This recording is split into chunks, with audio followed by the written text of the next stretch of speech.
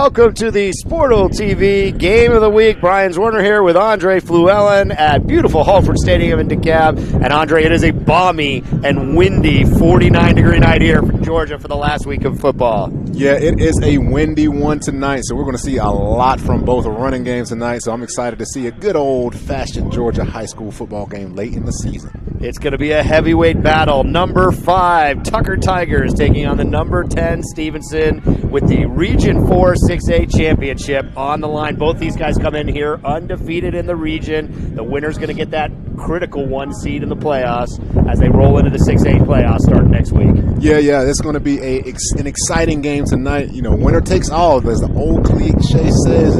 It's for all the marbles, so we got to get it done tonight by both teams. Both these teams come in red hot. Tucker 7-2 on the season. They lost their first 2 games to 2 of the powerhouse teams of the state, Buford and Grayson, and those were ugly losses, but since then they've ripped off 7 in a row and shown some of the biggest numbers in the state. Stevenson's only loss, we were there, we were live, Sportal TV Game of the Week when they lost an overtime battle to Southwest DeKalb. They come in with 7 straight. So both of these teams on a 7-game win streak. Your coach Gartrell, the Stevenson's Jaguars, how you prepping this team for this game? Well, I'll just say, we got to stick with our game plan. Number one, come out with a lot of enthusiasm, a lot of momentum, and just stick with what we do the best, and that is pound the ball on the ground. I think we can get that done tonight from Coach Gartrell. Yeah, these are the number 2 and number 3 rushing offenses in the county, and these guys pile up the yards. They run for almost 300 yards a game. Yeah, and that's just insane. Not even throwing the ball that much, just pounding it on the ground, churning out all these yards on the ground. So it's going to be perfect for this type of weather we have tonight.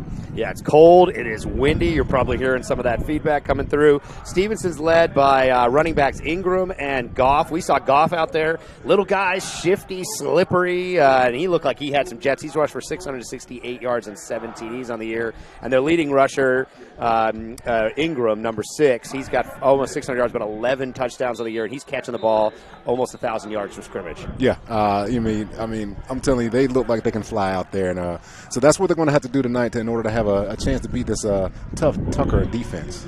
Now, the Stevenson is also paced with a wide receiver that's committed to West Virginia, Deshaun Stoudemire, but Dre, they're not going to be able to put the ball up in the air, not down the field in this kind of weather. No, I don't think he'll get the ball, get too many touches tonight. So maybe it's on the quick passes or maybe a couple screen passes. But other than that, man, it's going to be all on the ground tonight. Well, clearing the way for the running backs of the Jaguars is big number 75, Joshua Black, 6'4", 290, committed to Georgia Tech, and big number 71, George Jackson, 6'5", 315. And he's got offers from Florida, FSU, and others. So these are some big boys up front. Man, I'm telling you, nowadays, when I was playing, the biggest guy on the field was maybe 285, 290. But, man, these kids, you got Georgia Jackson out here, 6'5", 315, 320. And he's only a sophomore. Only a sophomore. That's ridiculous, that amount of size that early. So, he's still got some growing to do, which is even more crazy. Well, and you flip over to the defensive side of the ball. The Jaguars are stacked there as well. They're led by number 7, Trey Wilkins. He's committed to Kentucky. They got number 2, Javier Morton, a 2020 safety. Flies all over the field, committed to Alabama. So there is a ton of talent on both sides of the ball for these guys.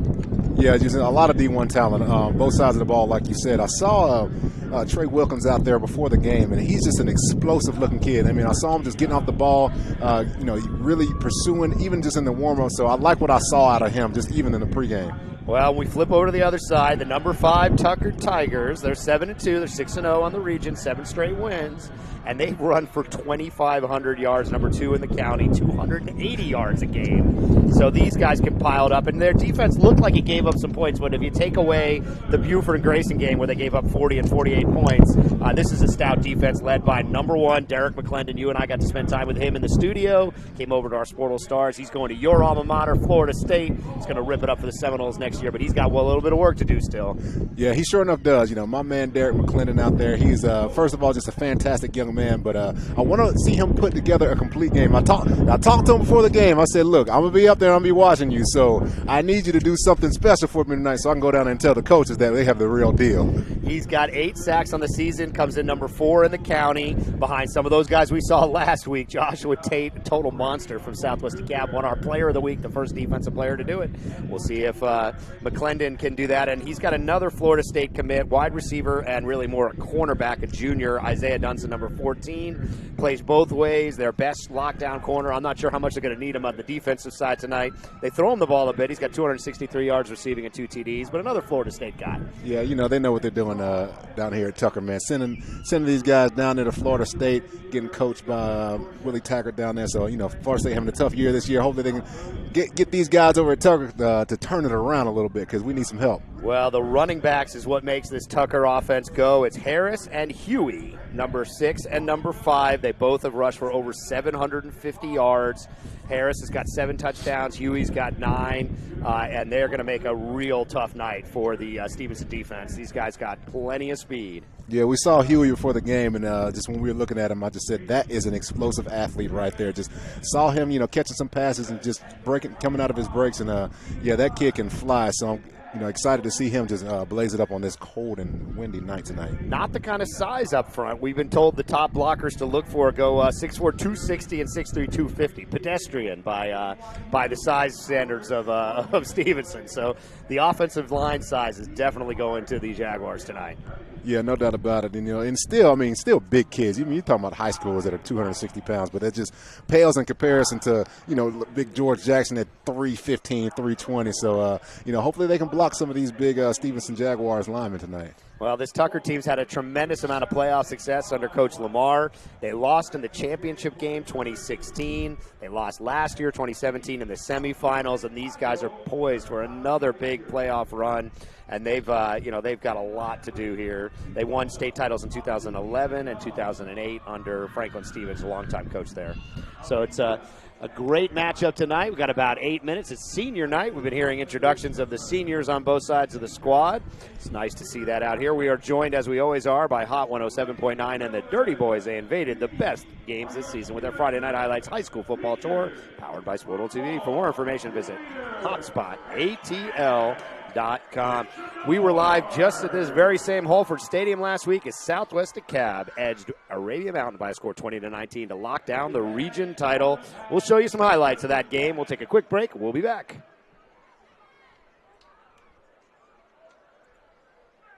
Out of the near side.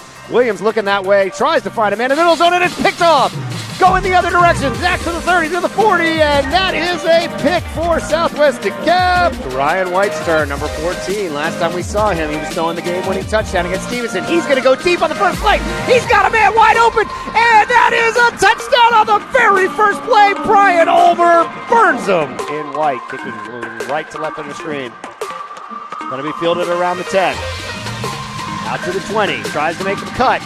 People falling down. He's got blockers in front of him. That's the 30. That's the 40. He's got a lot of room. It looks like he's going to take it all the way. One man taking a fire. And no, it is a touchdown. 90 yards the other way. Hands it off up the middle and a great play. And that is blown up by Tate for the stop as they look like they're dialing up pressure here on 4th down. Pocket holding. Lost it out to the end zone. And that is going to be picked off in the end zone. Going to be taken, caught, bobbled. Comes away with it, out back to the 40, back to the 45, to the 50. He's got to lay it down to the 40, the 30, the 20. One man to beat. It's the butter, and he's going to roll into the end zone. What a play. Williams, slant pass. He's got a little bit of blocking in front of him. Tries to cut it around Tate. He's found the sideline. He's got a blocker, and that's going to be a first down. What a play. Going to hand it off to DeGreer. No, fakes it. Finds his man on the slant right at the goal line, and touchdown Rams. Williams looking over here, find a man in the flat, makes the first man miss, but the second man and the third man are not. Oh, he does miss him. He gets out of it, and somehow he breaks it free for a big play, and that's going to be a first down. And that ball goes through the middle for a touchdown. To Scott at the middle, and he's got a bit of a hole. Into the 50, down to the 40, down to the 35, and wrestled down at the 30-yard line. Great play for Scott up the middle. Yeah, awesome. Pockets holding. Going to try another screen, and a great athletic play by the defense. Here we go. White back to pass. Line is holding. finds his man, and that's complete. Down to the 15, shakes the tackler. He's going for the corner of the end zone, and it's a touchdown by Muhammad. And that was a look at the Southwest DeKalb victory over Arabia Mountain. We've got about 5 minutes here till the game starts, and we're going to take a quick break for the national anthem.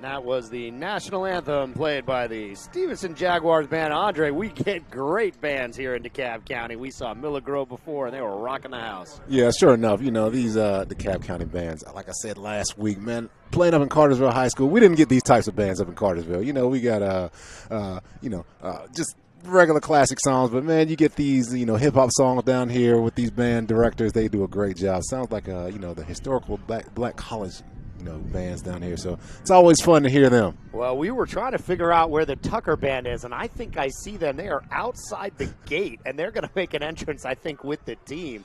We couldn't figure out where they were. The Stephenson band has been in the stands here for a good 20 minutes, but it looks like Tucker is going to welcome their team out from the parking lot. So it's a lot of fun down here in DeKalb County. We're at Hallford Stadium.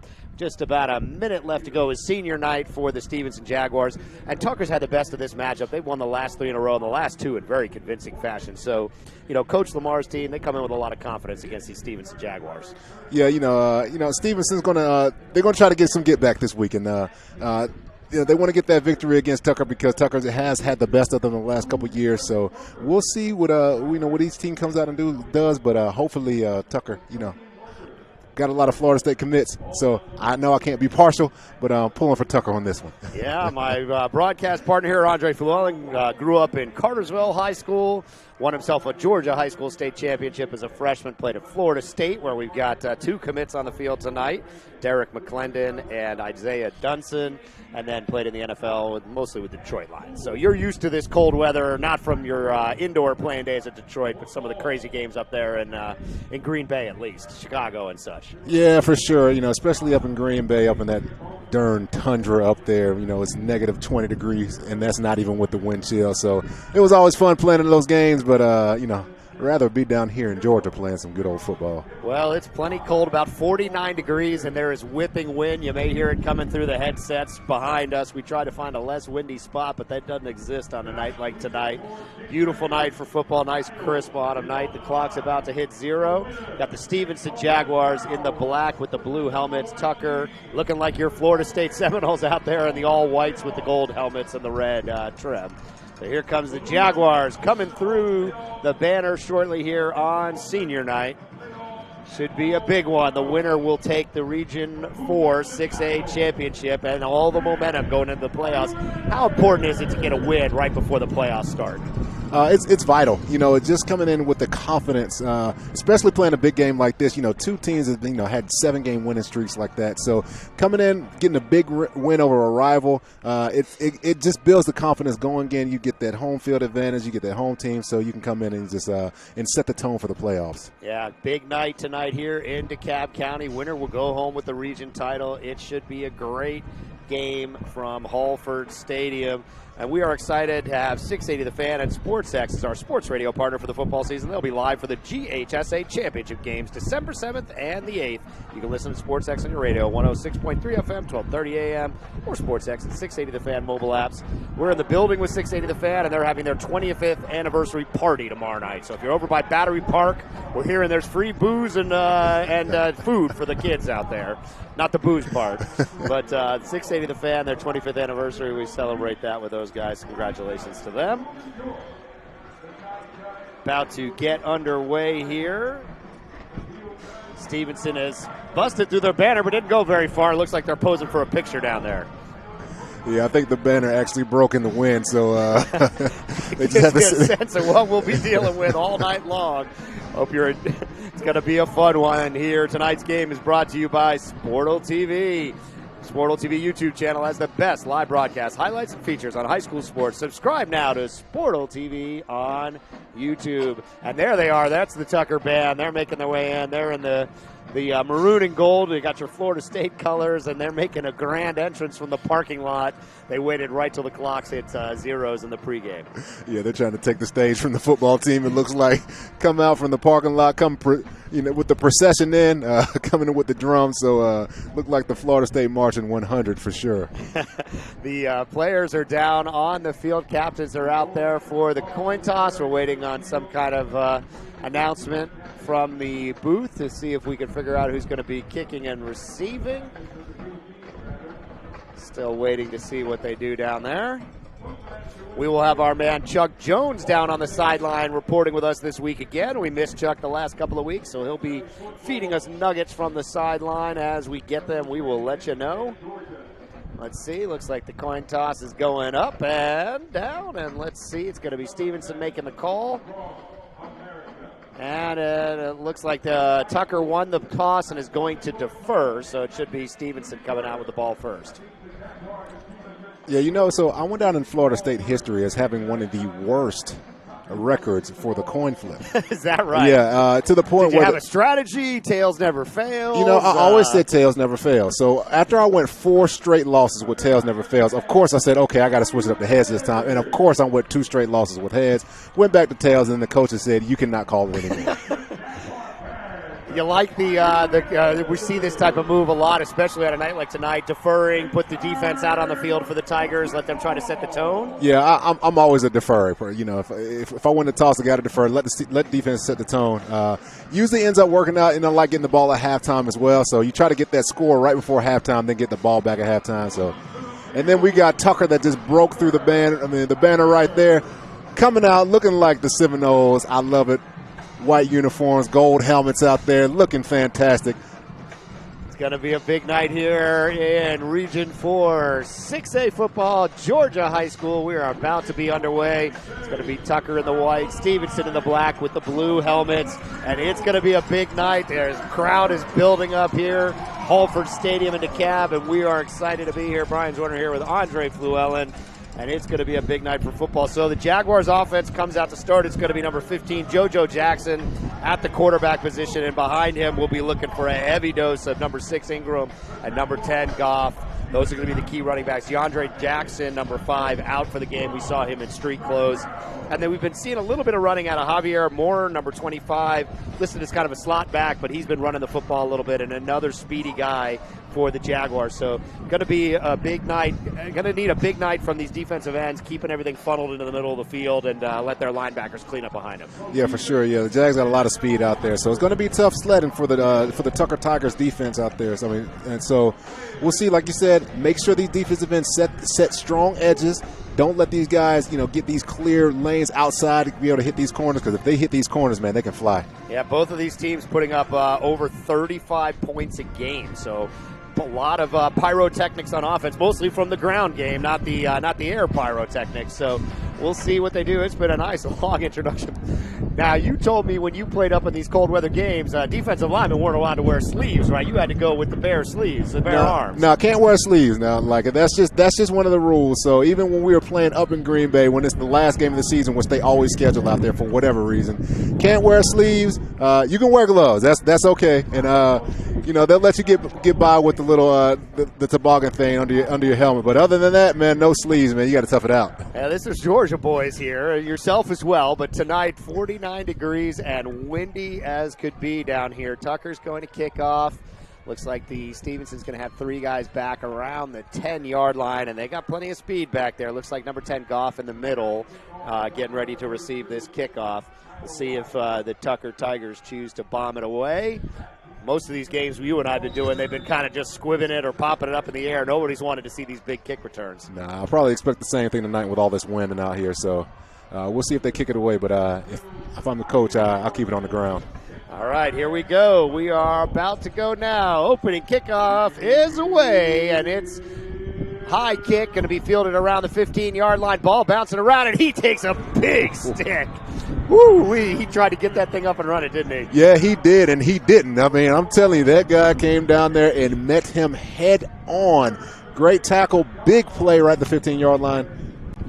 Give you another look at it here. He just took a pounding for his troubles. Yeah, tries to bobble it around. Got to keep your head on the swivel right there. Takes a shot at the 15, 20-yard line. So Tucker Tigers setting the tone early. Here we go. It'll be JoJo Jackson, number 15, under center. Look for Ingram, 6, and Goff behind him.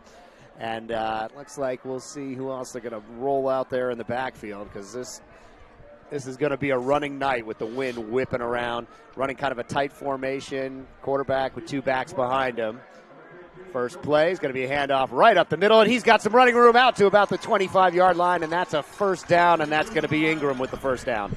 Yeah, running behind those big offensive linemen straight up the middle, no holds barred, just saying, hey, we're going to line up and we're going to run right at you. And they do it, man, right up the middle, first down on the first run of the game. We're going to have to see if this Tigers defense can hold the line in the middle there. It's probably going to be Robinson, Chitty, and Key, the linebackers, are going to have a big night tonight. They got 5 down linemen now. Got to hand it off. Try on the right side. Nothing doing, and he's taken down for no gain. Yeah, they did a great job stacking the line of scrimmage right there. They said, the first play of the game, yes, y'all got one on me. But this play, they made sure they overloaded that side of the line of scrimmage, brought a lot of people up, 8 men in the box, made the play right there. Yeah, nothing doing for the Stephenson as they tried the right side of the line. And it looks like they're moving back into more stand-up linebackers on this play here. Let's see what the Tigers are going to, the Jaguars are going to dial up. One back behind Jackson. Jackson looking to throw, looking downfield. He's got his man, and that is complete for about 5 yards. That gets out to Alexander for about 5. He'll set up 3rd and 5. Yeah, So Tucker actually had 8 men in the box right there. So that was actually a very good decision by the coach. Seeing 8 men in the box, dialing up a passing play right there, just gets a good 5 yards, makes it second and manageable. And so that's a great call by the coach right there to make sure that pass gets out there. 2nd and 4. That was Caesar, with the reception, sophomore wide receiver for the Jaguars, and that ball's on the ground. It's bouncing around, picked up by Tucker. He's got to run for it, stays on his feet, and it looks like he's going to take it all the way, and that's a Tucker touchdown. Tucker touchdown on the fumble recovery. That is what you want. That's what we talked about, setting the tone on defense, coming out, Ball comes out, picks it up, and gets a house call right there, baby. Here, we'll get you another look at this one right here. Yeah, he just kind of lost the center exchange, it looked like. Yeah, that's what it looks like. So just lost the center exchange, fumbled it around a little bit. The ball gets on the ground. A defensive player comes up, scoops, and scores. That's exactly what you want. First series coming out, defense, you get a turnover and a score. Big-time play. Tucker up 6-0. They're setting up with a little bit of it. We've seen this a little bit around Georgia high school football. Everybody kind of hanging out. They're going to move themselves over, rotate the players in, try to kick this extra point here. Yeah, that's the old school polecat type of field goal setup. So you get everybody out there, all your linemen out there. Try to get somebody to be out of position, shift them all back, just kick the field goal. Tucker, ball is down and ball is up, and it's good, and that is 7-0 is your score. Tucker Tigers jump out with the early touchdown on the defensive side of the ball. 10:42 remaining. Today's game is brought to you by Sportal TV. The Sportal TV Twitter handle is the place to go for live updates from the best high school sports. We started our preseason coverage of boys and girls basketball. Catch videos, pictures, and game updates from around Atlanta. Follow at SportalSpace on Twitter now. Andre flew out here with Brian Zwerner. Dre, that was defensive lineman's dream, right? The ball's just sitting on the ground. There's nobody between him and the end zone. That's everything you hope for. You know it. I mean, that's what I live for. I've only scored, I actually only scored twice on defense myself. I actually got an interception and a fumble at the same game, against Pepperell High School up in North Georgia. So those are my only two scores of my entire career, and they both came in the same game. So, yeah, those are the ones you love right there. Well, he picked that ball up, and there was no one near him. So it was an easy touchdown for the Tigers. Now, how do the Jaguars regroup? I mean, they were looking okay on that drive, but, man, oh, man, things went wrong real fast. Yeah, just stick with your running game. The running game was starting to work. You got some big push, got some big plays, especially in the first series, the first drive. So just stick with the running game. That's exactly what happens. We'll get back at it.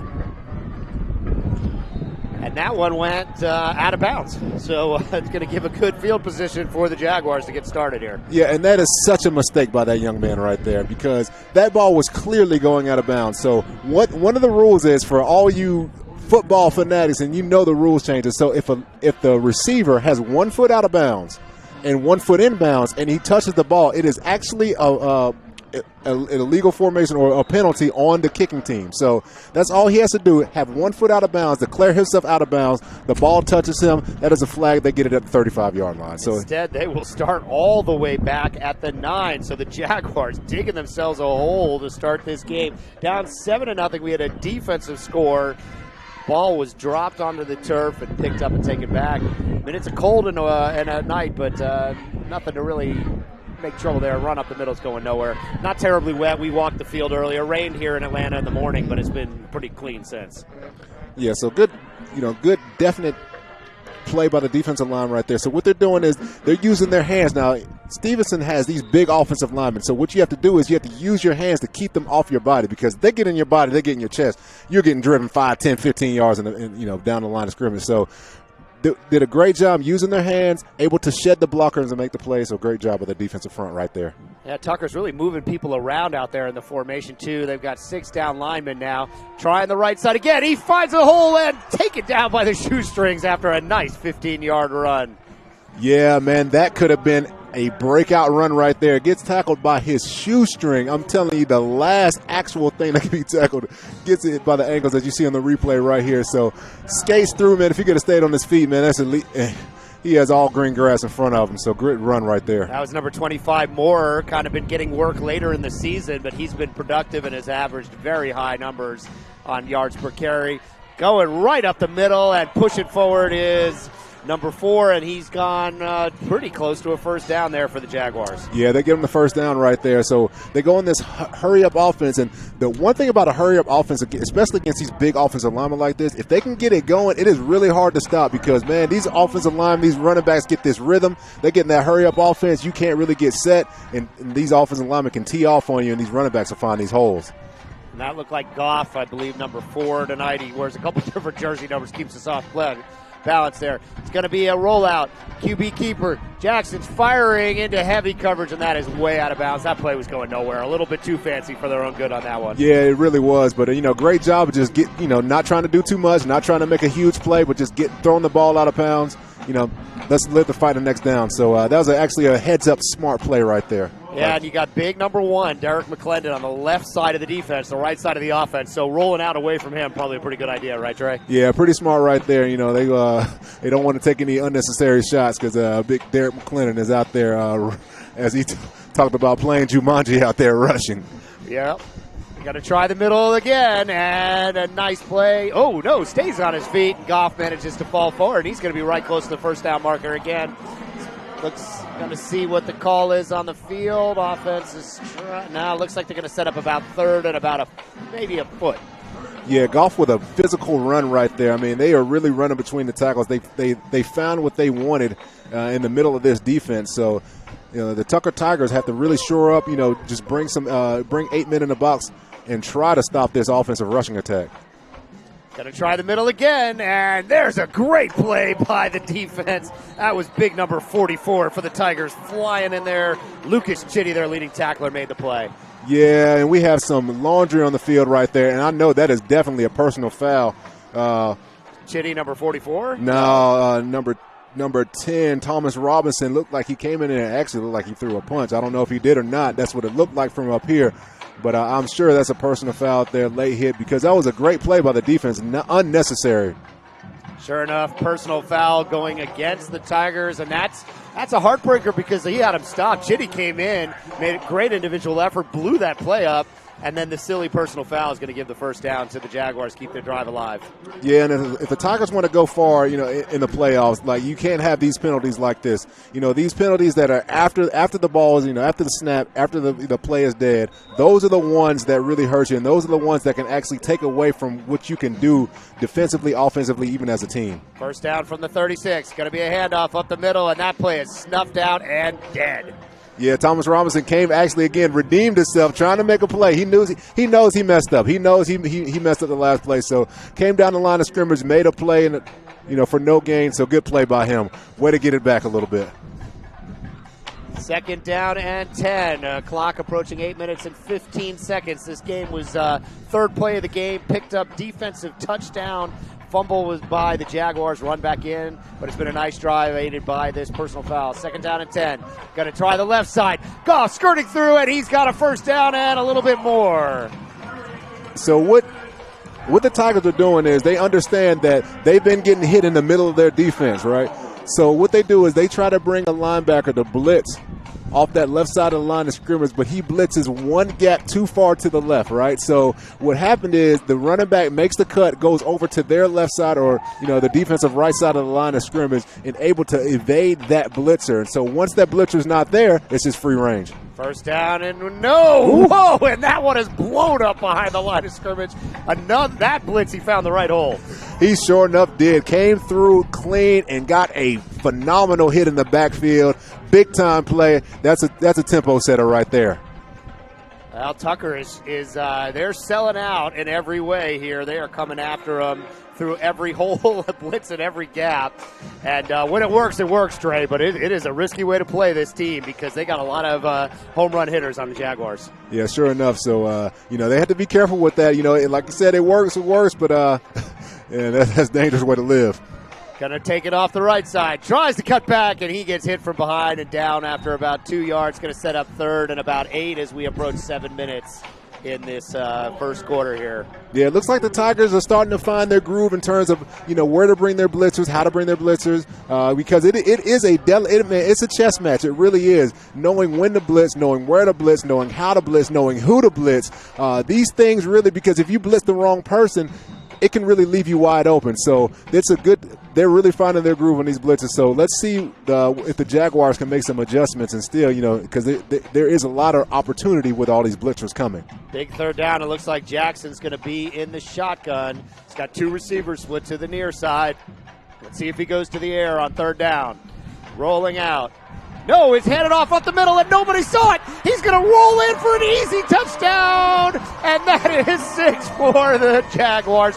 I didn't even see the ball, Dre. And, Brian, that's exactly what we were just talking about. Exactly. You see, they brought the house. I mean, they bring 3 extra defenders on the blitz, so one person misses a tackle. It is nothing but green grass in front of him. So as you saw in the replay, he had to make one person miss because they brought everybody on the blitz.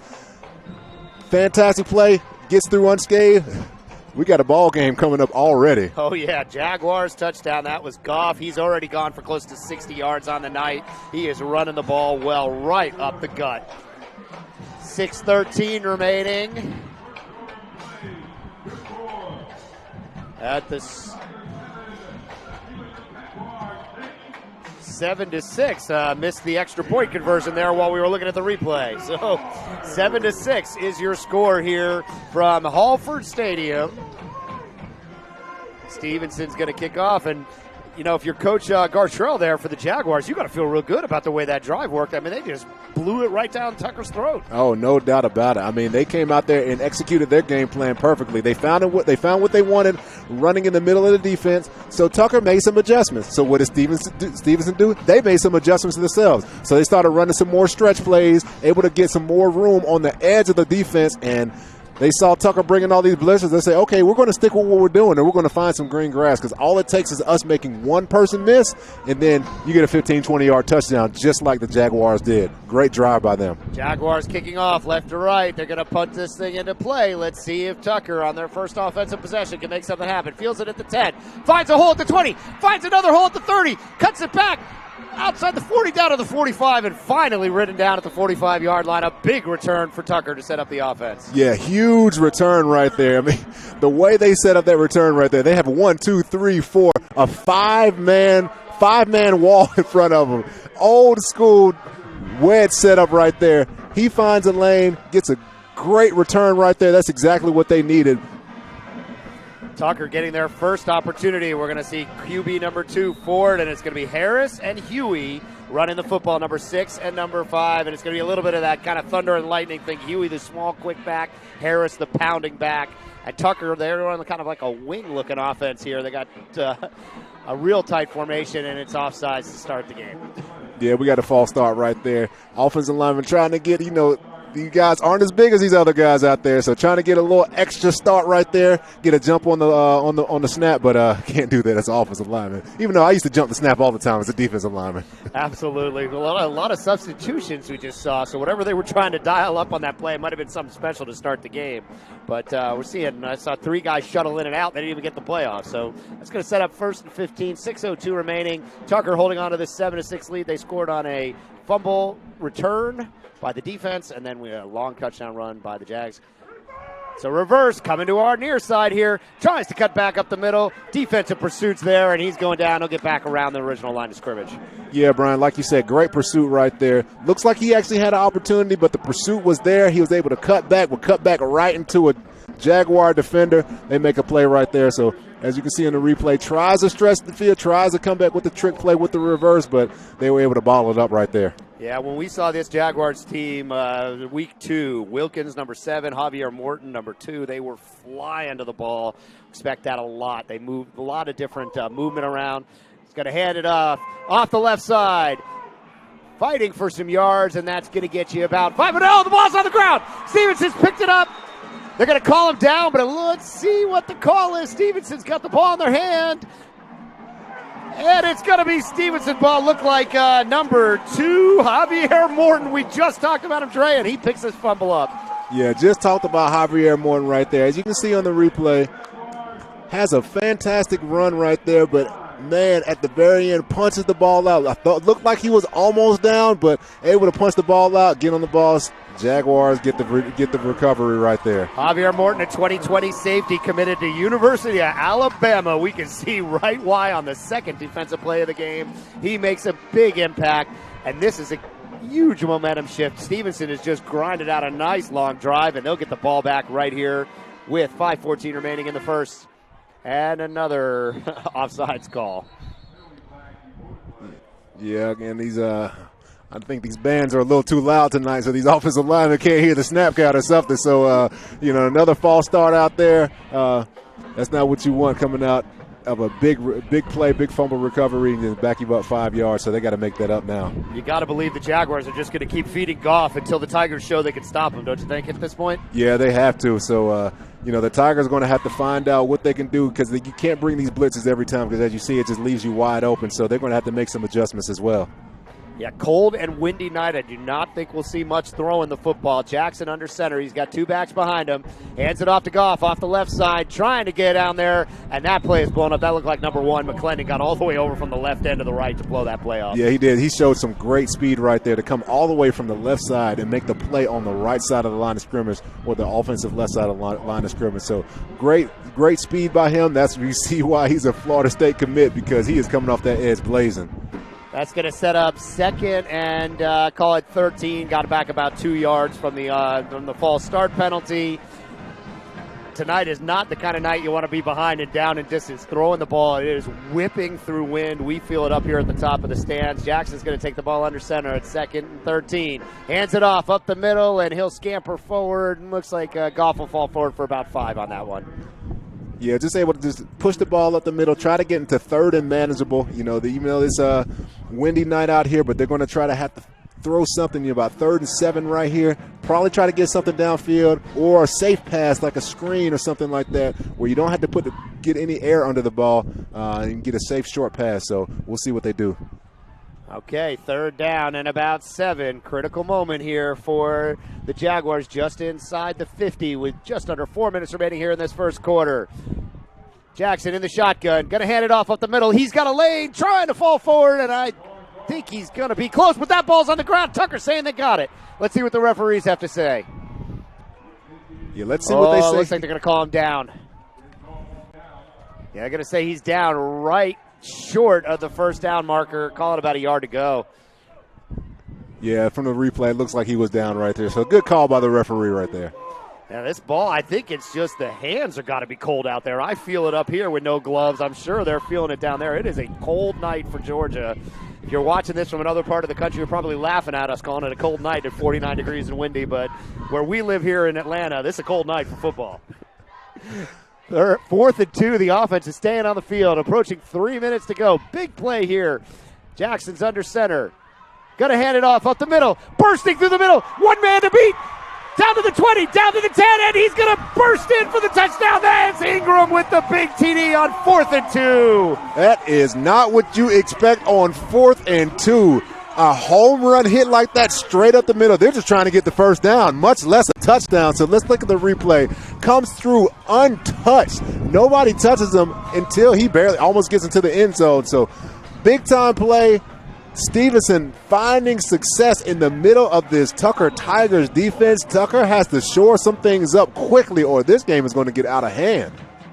Stephenson's going to line up to kick the extra point. They did not convert the first one, but that one's going to be good. It's going to make the score 13-7 with 2:54 remaining here in the first quarter. Stephenson Jaguars jumping on Tucker Tigers. If you want to see your favorite team on Sportal TV, send us your best highlights via Twitter DM. Tag at Sportalspace, and you might see your favorite team on Sportal TV. Dre, this game, 3rd play of the game. Ball hits the turf for the Jaguars. Tucker picks it up and rolls into the end zone for the easy touchdown. But ever since that moment at the 10:42 mark, it's been all Stephenson Jaguars. It's been all Stephenson. And as a defensive lineman, defensive player, especially as a defensive tackle and nose guard, they're running the ball straight up the middle. They're going where you used to play. I'm telling you, they're going straight up the middle. And so at some point in time, just the man in you just says, look, they can run anywhere else, but I will not let them run up the middle because that is just demoralizing to a defense. Just, the strength of your defense, they run right up the gut. That is demoralizing and embarrassing. Another long kick. Let's see if Tucker can get a big return like they did at the 20, out to the 30. We've got some flags on the field. He's down to the 40, but there's a flag on the field, and it was thrown early. Yeah, it looks like one of those holding penalties, especially if it's thrown that early like that. So it was a good return, good field position right there, but they're probably going to get backed up. Tucker fumbled the ball on their first offensive possession, got nothing going whatsoever on the offensive side of the ball. They need a drive to give this defense a little bit of time on the sideline to figure out how they're going to stop this Stephenson offense. Yeah, they have to put the drive together right here. Just get a little bit of pressure off this Tigers defense, because Stephenson is just wearing them out. I mean, just putting the pedal to the metal right there, running some hurry-up offense, just running straight up the middle, running some edge runs. So they're having their way. So they have the Tucker offense really has to put something together. So just to give them a breather. Harris and Huey are going to be the running backs, and they have got to grind out some tough yards, get a little bit of time of possession here, and see if they can keep this defense off the field for the Tigers. They've been on the field the whole game. 2:47 remaining here in the first. First down. Going to try the right side of the line, and it is going absolutely nowhere. Defensive penetration blew right through that one. Yeah, he just blows it right in the backfield right there. Andrews right there just gets in the backfield, blows through that left side of the line of scrimmage, makes a big-time tackle for loss right there. It's going to set up second down and right about 10. They're going to give him the forward progress generously back to the original line of scrimmage, because that play ended up 5-6 yards in the backfield. Stephenson crowd is getting excited out here. Second down and 10, approaching 2 minutes. Ford under center. Going to hand it off to that right side again, and Dre, that's going nowhere, and there's flag on the field on the far side. Looks like kind of that vicinity of holding. Yeah, you get blown up on that side of the line of scrimmage. Okay, that's one. But don't go back to that exact same side 2 plays in a row and get blown up 2 plays in a row. Because what it does is, man, that just throws off your rhythm, number one. And number two, it just throws off your confidence as well, because you got your offensive lineman on that side of the line having to block some of these big Stephenson Jaguars over there. And so 2 plays in a row, they get hit for 2 tackles for loss or a tackle for no gain because of a generous spot and possibly a holding call right there. So you got to go with something different, and you got to give your defense some time to get some rest and time to recuperate and get their game plan together, because these Stephenson Jaguars are out here trying to play some football tonight. Well, number 90, big Jamal Andrews, they list him 6'1", 305. You and I walked down on the field, and he looked every bit of it down there, and he's been in the backfield on both of these runs. Let's see what we go here. Big play now. Lots of pressure on QB number 2, Ford, for the Tigers. He's going to have to get him going here. 3rd and 10, and then they're both pointing fingers. I don't know who jumped there. If everybody's pointing fingers, it's always on the offense. It's on the offense, sure enough. And that's going to set up 3rd and 15. This Tucker offense is completely out of sync. Yeah, no rhythm at all. Not able to do what they are known to do, and that is just pound the football on the ground. So they had to figure out something else to do against this Stephenson defense, because these Jaguars, these big defensive linemen, big Andrews getting in the backfield like that, he is putting a hurting on them. Yeah, and this is the number 2 and number 3 rushers in the county, both with over 700 yards. It's going into a spread. He's going to keep it himself. Ford cuts it up, and he's got nowhere to go. He's got maybe 5-6 yards, and Dre, this Tucker team is in trouble the way this game is starting. Yeah, they have to figure something out. They have to figure something out real quick. I mean, this is for the region title, right? This isn't just a regular game. They come in at the replay. They come in with a quarterback draw. That's not the play you want. I mean, we got to get first downs right here. This isn't a punting situation where you just say, hey, okay, it's early in the game. Let's just get enough to go out and punt. No, we have to go out and win. We have to figure things out. I know it's windy out here, but you got to take a chance, because that is not a play that is going to get you the first down. That's going to get you this region title. And it looks like Stephenson's probably going to get good field position. It's a windy night out there. It's a dangerous punting type of night. And that ball's high in the air, and it's going absolutely nowhere. It's going to sit down inside the 50, getting a nice lucky bounce for Tucker. But still, that Stephenson Jaguar is going to take over at the 40-yard line here.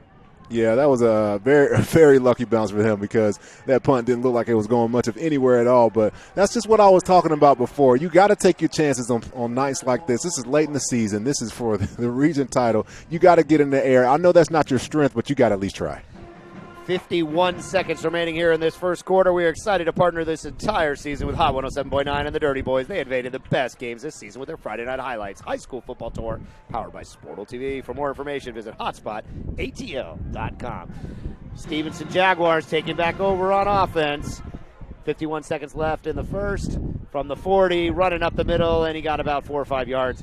If you're Coach Lamar for the Tigers, do you have to start thinking about moving your star defensive end, McClendon, in the middle? I mean, how do they shore up the middle of this defense?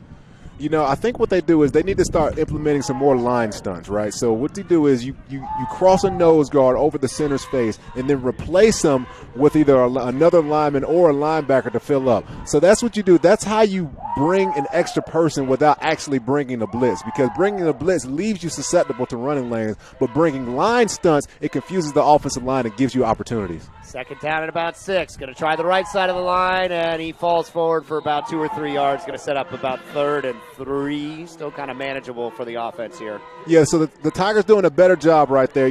Stephenson trying to come up with this hurry-up offense, trying to hit her in the middle a little bit more, but able to get 2 short running games like that. So that's a good 2 coming out this series for the Tucker Tigers right there. That takes us to the end of the first quarter. Your score is 13-7 in favor of the Stephenson Jaguars. We had a fumble picked up and returned for a touchdown at the 10:42 mark. It's been the only positive play for the Tucker Tigers. Jaguars scored their first touchdown at 6:19 but did not convert the extra point. Scored their second touchdown with about 3 minutes left. It's been both Ingram and Goff with rushing touchdowns for the Jaguars as we end the first quarter here from Halford Stadium in DeKalb County in this big Region 4 6A matchup. It's been a fun one so far. Would you like to see your company's brand featured on Sportal TV? We're now taking sponsors for our coverage of basketball and the spring sports. Get in touch with the Sportal TV team now to connect your brand with high school athletes, coaches, and fans across the state of Georgia. Had a late start. It's kind of a doubleheader here at Halford Stadium. Take a quick look and see if we can get you some scores from around Georgia. Fellowship, Christian up tied 7-7 with Mount Zion in the first. No, we've got some reporters up in Buford. Let's see, Cartersville up 28-3 over Troop. Clark Central up, Buford up over Clark Central 14-3 with 5:29 remaining in the second. You can follow that game on Sportal TV. And it's 2-0 Heard County right now and Bremen. 2-0 is the score down there. Apparently a safety, so if you want to see replays of that, follow along on our Twitter. Going to throw, looking downfield, got a man open, and that's a first down and more. Cutting it back across, and that ball falls out at the end, and it looks like the Tigers have jumped on it. They're going to say he's down. It looks like they're going to call him down. Oh, my goodness, a break. Could have gone big for the Tigers, but they're going to say he was down. All right, absolutely awful call right there. And I hate to say that, and I never talk about the referees right there, but clearly the ball stripped out. From what I saw, maybe I could be wrong, but looked like on the replay, looked like the ball clearly came out before the runner hit the ground. But, hey, who am I? I'm just up here talking on the microphone, right? That was Caesar, number 13 for the Jaguars. It's going to go down as a Jaguars first down. And Jaguars are going to go quick here. They're not going to, no let up here. And they're going to try the middle of the line again with Ingram, and he'll move forward for about 3 yards.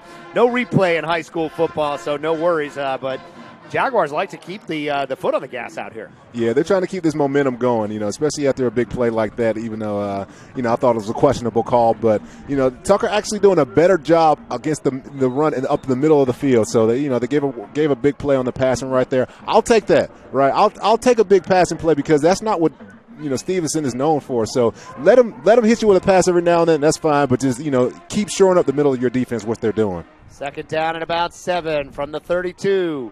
Handoff. He's going up the middle again, and that looks like it's going to be 3-4 yards when he finishes falling forward. Pack of defenders there to bring down Goff. But, Dre, if they can get 3, 4, 5 yards every run, it's going to be a long night for the Tigers. Yeah, it is. So they're really just using those big offensive linemen just to push that line of scrimmage right there, as you see on the replay. Just push it and turn it forward. Looks like he only has about 1 or 2 yards, and then they just pile forward for 2, 3, 4 more yards. So great running right there. This is good, solid, hard-nosed football tonight. Yeah, if you're just joining us, they got plenty of size up front. Jaguars going to try the left side. He's got a hole into the secondary and falls forward for the first down. Yeah, so what they do is look like they ran an old-school power play. So what they're doing is they double-team on the left side of the line of scrimmage. They pull that big right guard right there. He leads the way, as you can see. Running back just follows him in the hole. Man, he just clears out of lane like a snowplow out there and just doesn't get touched before he gets 5 yards. That's going to set up first down from about the 15, 14-yard line. Stephenson staying in this fast-paced offense. They're going to try that left side again, cutting back across, and he's down to about the 5-yard line, and that looks like it's Wilcoxon, one of their defensive stars, in a running back now. Yeah, so they've found some success on that left side of the line of scrimmage, and that's what they're going to, and they are begging, they are daring the Tucker Tigers to stop them on that side of the line of scrimmage because they are running straight at it. It don't matter if they get hit for a loss or for no play. They are saying we're going to keep at it and we're going to keep getting yards, and that's what they're doing. So they might get one play gets hit for a loss. They might get another play that's hit for no gain, but then they get one for 5 yards, another one for 7 yards, another one for 6 yards. So, Tucker takes a well-needed timeout right there to try to regroup, and they got to keep them out the end zone because Tucker, they're only one score down. I mean, one score from the lead. So it looks like Stephenson has had their way, but they're only one score up. Yeah, 9:54 left. Tucker takes the timeout, and Stephenson has just been running behind this massive offensive line. If you're just joining us now, Joshua Black, number 75, Georgia Tech commit, 6'4", 290. Keep an eye on George Jackson, number 71, only a sophomore, but stands 6'5", 315. He plays guard on that left side, and those two road graders are just opening massive holes in the undersized Tucker front. Yeah, they really are, and that's tough to play against. It's just an automatic advantage right there because in high school you just don't get guys that big all the time, especially having two, especially playing on the same side of the line of scrimmage. So it's a tough sledding out there. They're going to have to figure, like I said, Tucker going to have to do some line stunts to take some of these double teams off these defensive linemen. So we'll see what adjustments they can make. First down and goal. Goff tries to move, and he is in for the touchdown. His second of the night. Yep, so as you can see, same side, that left side of the line of scrimmage, they are just pounding away right there, just churning and churning and churning and churning, just pushes through like you see on the replay. Easy touchdown right there. Not much to it, but just lining up and playing football. Yeah, Goff at about unofficially 70 yards and 2 TDs early here in the second quarter, and it has been all Jaguars in this game. The Tucker offense has barely been on the field at all. Extra point is up, and it is good, and your score is 20-7 with 9:47 remaining here in the second. And this game started off, Jaguars put the ball on the turf. Tucker took it back to the early lead, and ever since then, it's been Goff and Ingram just jamming the ball down the front. Giant holes open along the defensive line by this big Stephenson offensive line. Yeah, it's just been all Stephenson tonight. I mean, I'm just, I'm glad to see them sticking with their game plan. It's like they found something and they're not going to stop it. And I love when teams do that. I love when they find something, when they find a groove, and even if they give up a play where it doesn't work, they still stay at it. Because a lot of times, if you can just stay at it, the plays still end up working themselves out after a few times. So, love what Stephenson is doing. And again, these Tucker Tigers, man, they got to make some adjustments. They got to make them now. Well, they need to get the offense going. They haven't had a first down. They haven't even sniffed a first down yet in this game. They've fumbled the ball once. They've had to punt twice. It's been a terrible start for the Tucker Tigers. This thing's going to be fielded about the 20-yard line by one of the upbacks. Trying to find some kind of running room out at the 30, and he's cut it out. He's got a chance here, down to the 40, to the 50, and take it down to the 50-yard line, and that's a first spark, and maybe that'll get Tucker moving. Yeah, that's a great return right there. Looks like he's just all bottled up, as you can see on the replay right here. This is bottled up right in the middle.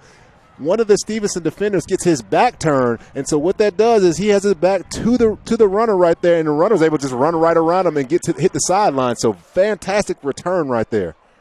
Tucker has absolutely got to capitalize, and if nothing else, they got to give this defense a break. They've been on the field for almost every single play, all but 7 plays tonight.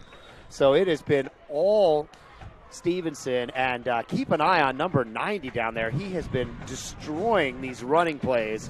It's been Big Andrews over there playing left defensive end, and he has just been blowing up everything out there for the Stephenson Jaguars on the run play. 1st and 10, forward in the shotgun now. He's going to look to pass. Looking downfield. Got a man open in the flat, and that's going to be a good completion, and that's going to get him about 7 yards and get a little something going. That was Alexander with the reception. Yeah, that's actually a great play right there. Just coming out, doing what you're not really known to do. You got to you have to do something to switch up if what you're doing is not working. So I like them going out, throwing to the long side of the field right there, catching Stephenson off guard with a great pass right there. And that's a really hard throw, too. That is going to the other side of the field. So that is a strong-arm kid right there, number 2, Trayvon Ford, making a good throw.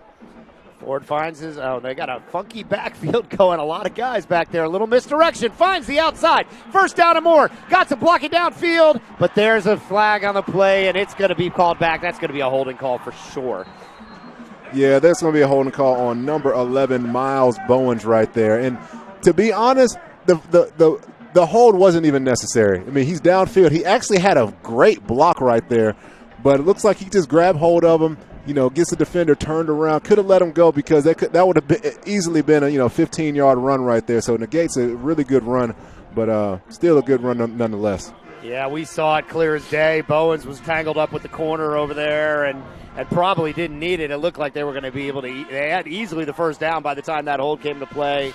It's going to set up second and about 3, it looks like, from the 42-yard line. Still manageable, 2nd and 3. I mean, that hold was fortunate for the Tigers, was well downfield, right. Well past the first-yard line. And it looks like Ford's going to go to work from the shotgun again. He's got 2 receivers to the far, 1 to the near, splits his running back out. He's looking to the right side, scrambling out of the pocket. Ford trying to make something happen. Finds his way through, and he's going to fall forward for the first down at the 35. Kind of a broken play, but Ford makes something out of nothing. Yeah, he does. He actually made a really good play right there. Nothing downfield. Feels the pressure come up. As you can see, tries a setback, sticks in the pocket, and just says, you know what, I got to make something happen. My team needs a spark, so let me get this first down on my own. And he does it. He takes a shot at the end, too, but that's what you have to do. This is region finals play. I mean, this is for the region championship, so he had to make a play, and he did. A good first down right there. Well, that's the first down for Tucker, and we are at the 8:14 mark here in the second quarter, so sorely needed. They're going to try the left side of the line. He's got blockers in front of him. Down to the 25, down to the 20, and that ball came out at the end, and Stephenson saying they've got it. Let's see what the referees say. Sure enough, it looks like Stephenson football, and yep. Oh, just a heartbreaker. Another fumble for the Tucker Tigers. Yeah, a funky play right here, as you can see on the replay. So a direct snap to the running back and uses number 2, Trayvon Ford, as a blocker. Well, I believe he missed the blocker, and I think that was is that number 6 and number 5, Huey? Huey came behind him and just got blown up. He gets blown up at the end of that play, fumbles the ball, and I mean, they looked like they were putting a drive together, and that just puts the defense back on the field, and that's not what these Tucker Tigers need right now because these Jags have been running up and down, so they're putting together a great drive right there, just to have it just thrown all away by a big-time fumble. There was a personal foul on the Jaguars after the play. They're still going to get possession of the ball, but it's going to back them up to 1st and 10 at the 12-yard line. And oh no, for Coach Lamar, the defense is back on the field for the Tigers, and they got to get a stop, and they got to get it now. Yeah, they have to. So look, if I'm the Stephenson Jaguars, again, this is all chess right here. You get a big play right there. Tucker's going to bring the house on defense, right? They're going to bring everybody. So what do? I throw a screen right over their heads. I get a touchdown right here. They're going to try the left side of the line, dancing his way forward, and that's going to fall forward for a good 8-yard gain for the Jaguars. They didn't try your screenplay, but they got a nice gain out of it nonetheless. That was Moore running forward for about 8 yards. Yeah, I like Moore out there running that ball. I mean, he made some really, really nice cuts, making people miss right there. That is a good 8-yard run. And we talk about, again, as you can see on the replay, man, these just big offensive linemen just moving people out the way. Moore makes some great cuts and gets a nice gain. 2nd and about 1, kind of just plowing behind the line, and they are easily past that first down marker, just road grading out there. I mean, these guys are just clearing out the defense no matter what Tucker throws at them. Yeah, it's just a size advantage, man. That's that's the thing about when you just have these big offensive linemen like this, playing against these other defensive linemen, man, the size advantage that they just have right now is just a natural advantage. So it's hard to defend against. They're going to have to do some things. Again, they're going to have to move some of these linemen and just bring some of these edge blitzes to try to get them stopped before they get started. Going to try the left side again. It's been effective all night, and he's got a big run, but there's a flag behind it. This one's going to come back. It's going to be holding. They tackled the defensive end on the right, left side there. Yeah, they did. The offensive player became a defensive player right there. Gets a holding call, just tackles the defensive end, takes it down to the ground. You just can't do that on offense, so I think that one's coming back. Yeah, we saw that one coming. The defensive lineman got swung around and flung to the ground. It's going to set up a first down and long. Nice run by Wilcoxon, but it's going to be taken off the books there. 7:07 remaining, 20-7 is the lead for the Stephenson Jaguars in this critical Region 4 6A region title game. Winner will be the number 1 seed going into the playoffs. We'll have an 8-game win streak. They're both sitting on 7-game win streaks tonight. So this is a huge game, big playoff implications and momentum into the playoffs. This Tucker team was in the semifinals last year and the state championship the year before. Stephenson bowed out early in the playoffs, so they're trying to get that momentum. Going with a bunch formation on 1st and 17. Got to believe they're just going to hand it off and try that left side again. They like it. It's been working all night, and that's going to be about 5 yards into a pack of defenders. Yeah, so one thing that Tucker is doing, and I've been noticing, is they're playing this read defense, right? So what a read defensive is the defensive linemen aren't really getting off the ball and attacking, especially the interior defensive linemen. Now, they let their edge rushers rush, but as you can see, the defensive linemen from the inside, they more so just read the offensive linemen. And so what that does is they try to make a natural wall to let the linebackers flow downhill. Well, these offensive linemen are too big to be able to do that, so they need to start getting off the ball and getting in the backfield and making things stop before they get started. Try on the right side of the line that time, and he'll fall forward for maybe 2 yards. Going to set up 3rd and about, call it 6. Yeah, so this is a big time play for Tucker right here. They really need to get off the field. They need to stop Stephenson right here in their tracks. Let their offense was actually putting a decent drive together last series, so let their offense get back on the field and see if they can get another drive together. Well, I think they just need it for their own personal confidence to know they can stop them. They're going to go to that left side, and the defense is there. Goff is going to go down, and it's going to be 4th and about 3 from the 35-yard line. Yeah, that was a big-time shot. That was a big-time play. Number 44 comes – and Lucius Chitty Bang Bang, as I call him, comes out and makes a big-time tackle.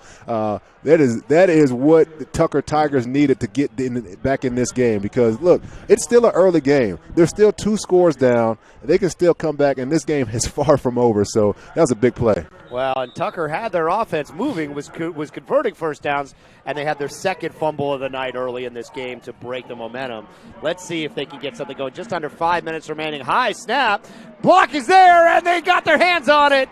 And that was a great play by the Tucker man. He came flying in and extended Superman style for the block. Yeah, that was a big-time block. That's exactly what they needed. High snap right there on a windy day. So what happened is, as you can see, the high snap went, the wind catches it, right? Able to get around that edge blocker. Now, they put those edge blockers in the back right in front of the punter, but too much air under the ball and able to get that big-time block right there. That's going to set up 1st and 10 from the 33-yard line for the Tucker Tigers. And quarterback Ford, he has got to do something here. They may have to try to throw the ball because they fumbled it twice from the running back position.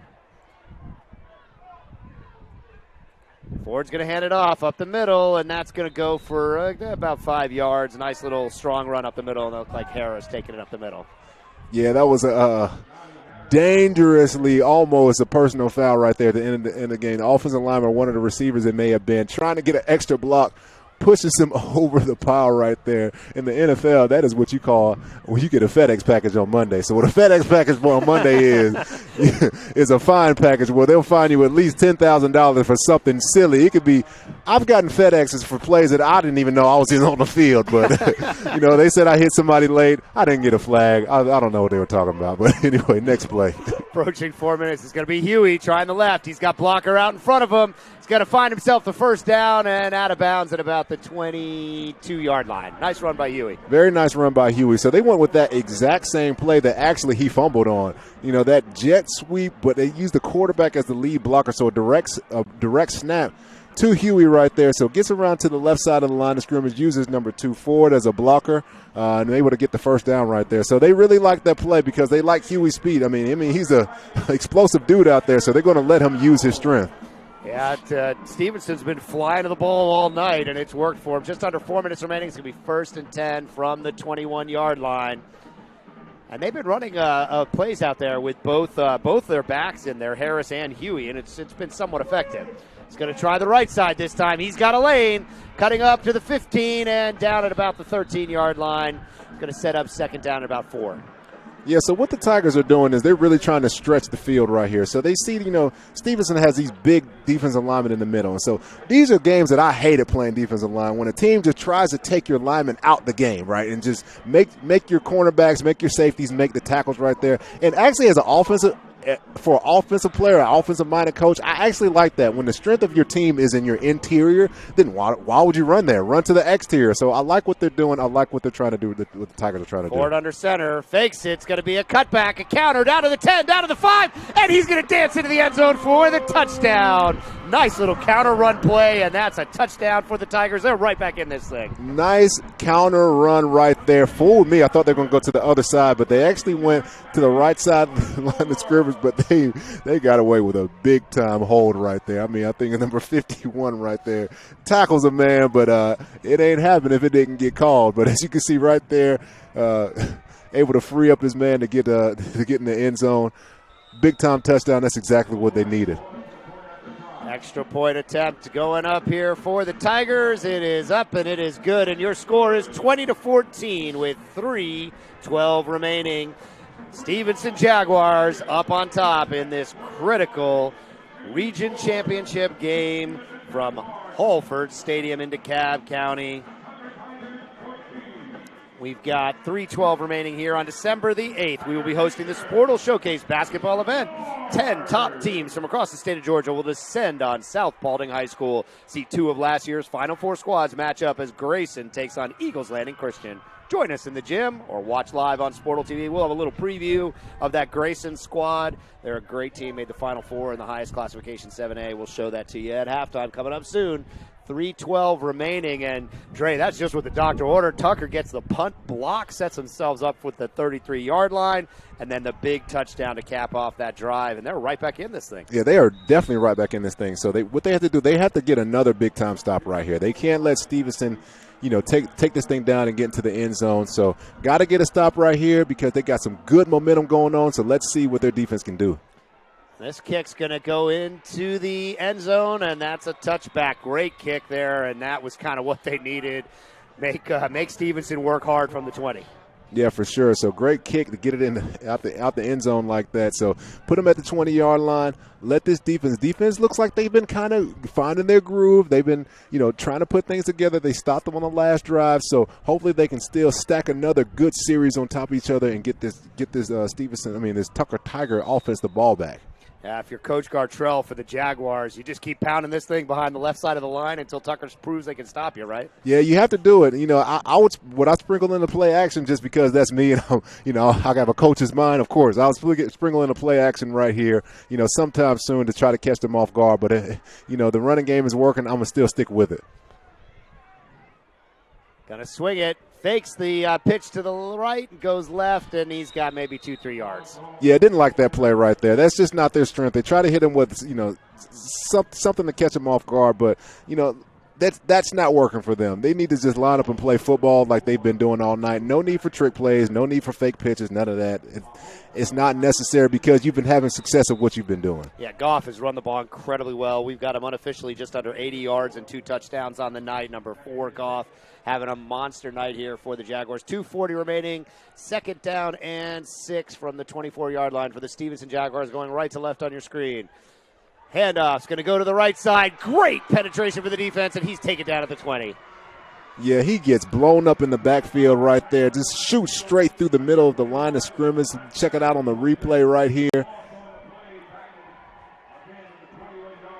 Just a linebacker just comes up right there, unblocked, slips past an offensive lineman, and makes a big-time tackle on the backfield. Dre, that's what's been missing for this Tucker defense, right? They've been getting mauled at the line of scrimmage, and the linebackers haven't been able to get into that backfield and make these kind of plays because once Goff and to a lesser extent Ingram get momentum going, they are hard to bring down. Yeah, they really are. So got to get them stopped before they get started. 3rd and 9, just under 2 minutes remaining here.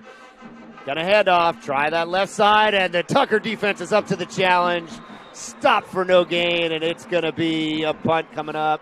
140. Wouldn't be surprised to see, yeah, it looks like Coach Lamar's going to call timeout. Yeah, that's a great timeout right there, man. You got the band for Tucker going, man. You got these defensive players getting hyped up. That's what I like to see. Like I said, looking like the Florida State Marching Chiefs out there with the band. They're getting hyped up, but that's what they needed right here. Got a great opportunity to put some more points on the board, and also they get the ball back at halftime. So that's what I like about deferring the coin toss, even though, as I said, when I was playing, I never won coin tosses, so I never got to defer. But at the same time, great job right here by their defense. They're able to get their offense something going. Tucker's going to have about 130. It's 138 remaining.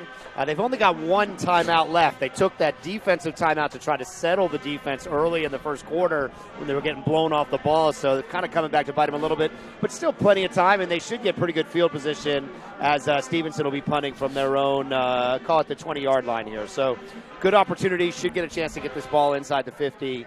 They'll set up, their receiver's going to set up around the 45, 50-yard line. Yeah, so what I do if I'm Tucker right here as well, I bring the house on because the center had such a high snap. It's windy out here. You bring the house and try to block this. You try to block every one of them from now on. 9 guys coming after it. Let's see.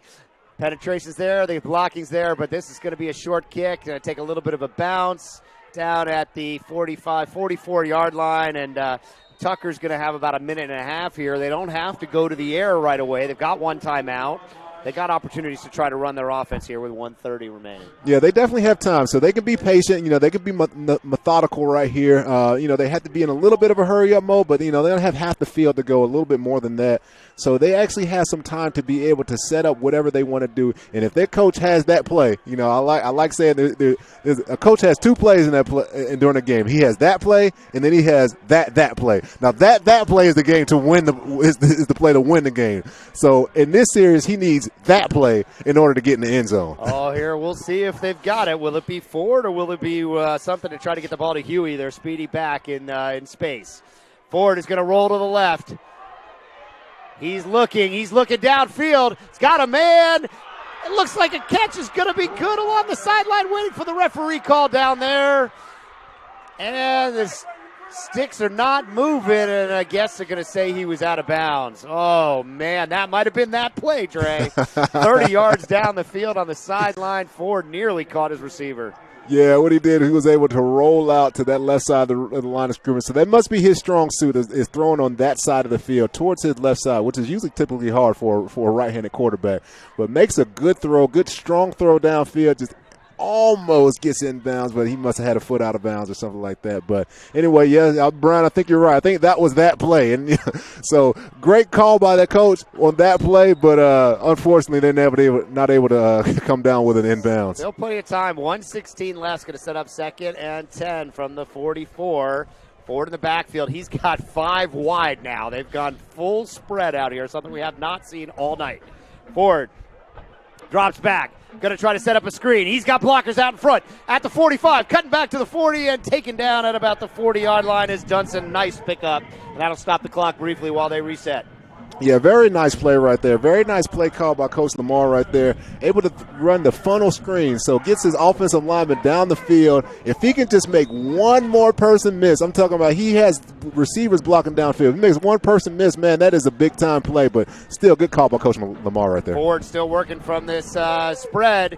Jet sweep, and he's got some blocking on the outside, trying to find the line of the out of bounds, not able to get there. Looked like it was a face mask at the end of that play. Yeah, it looks like it was. So, I wish that he gets out of bounds. You have to have a little bit more field awareness right there, or game awareness, as we say. Clock is running. You're in a 2-minute situation. I know you want to get as many yards as possible. You want to try to make that extra play, but you have to have the situational awareness to get out of bounds right there, even though they get the personal foul. So it ends up working in their favor. Yeah. It worked out in their favor because that's a personal foul face mask. That's going to set up first down at the 23-yard line. 50 seconds remaining in this half. Tucker going to work. 50 seconds remaining. The clock's going to run. It's got 4 wide receivers, 2 to the top, 2 to the bottom. Tick, tick, tick. 40 seconds. Puts a man in motion. Ford working for the shotgun. Rolling over to his right. He's got a lot of receivers. He's got a man open downfield. If he can get it to him, he's in for the end zone. And it's not caught. A lot of contact. Man, oh man, he was wide open earlier in that play. Yeah, he was. That is a tough play to roll out to the right side and not be able to set your feet and then throw the ball across your body. That is a really tough throw to make. Almost gets it out there. As you can see him rolling out, sprinting, not able to set his feet, had to throw across his body. That's a really tough throw. Looks like a lot of contact back there. I don't know how that wasn't a pass interference call. Looks like he got tackled in the end zone back there. Did. I mean, maybe they're saying uncatchable, but it's interesting for it. Like you said, a right-handed quarterback, he seems to look stronger throwing when he rolls to his left, which is usually hard throwing across your body. He seemed out of kilter on that one. He's got 3 receivers to the near side, 32 seconds remaining. He's looking across the middle, trying to find something, tries to slip up himself, and he's going to get about 5 yards, but that clock's running, and Coach Lamar is going to have to use his last time out here with 23 seconds. Yeah, he is, man. He has a receiver in the end zone wide open, beats the corner off of his break. If he can just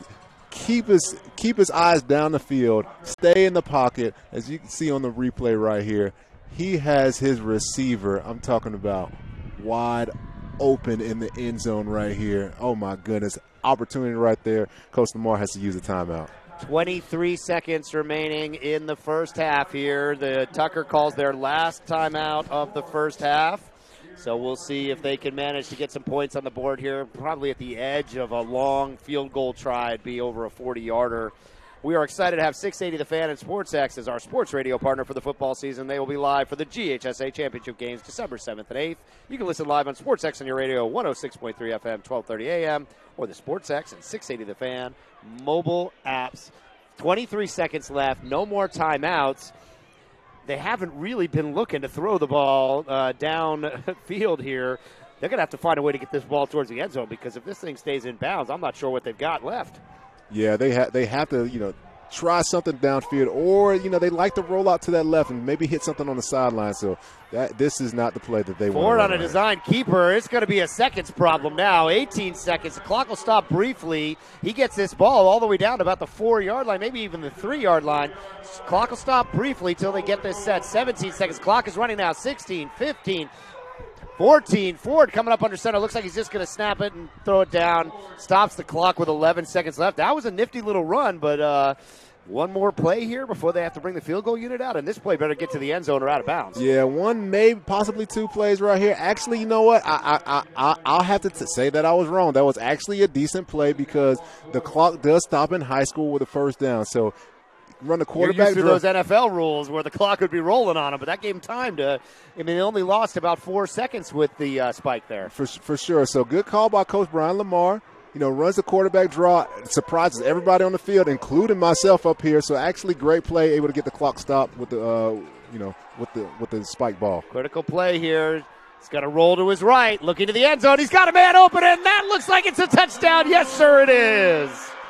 Phenomenal series right there by Coach Brian Lamar. Coach, great job calling that. That is a 2-minute situations are the toughest situations to call. You see on the replay, gets Trayvon Ford to roll out to his right. I mean, gets a strike to his receiver right at the goal line.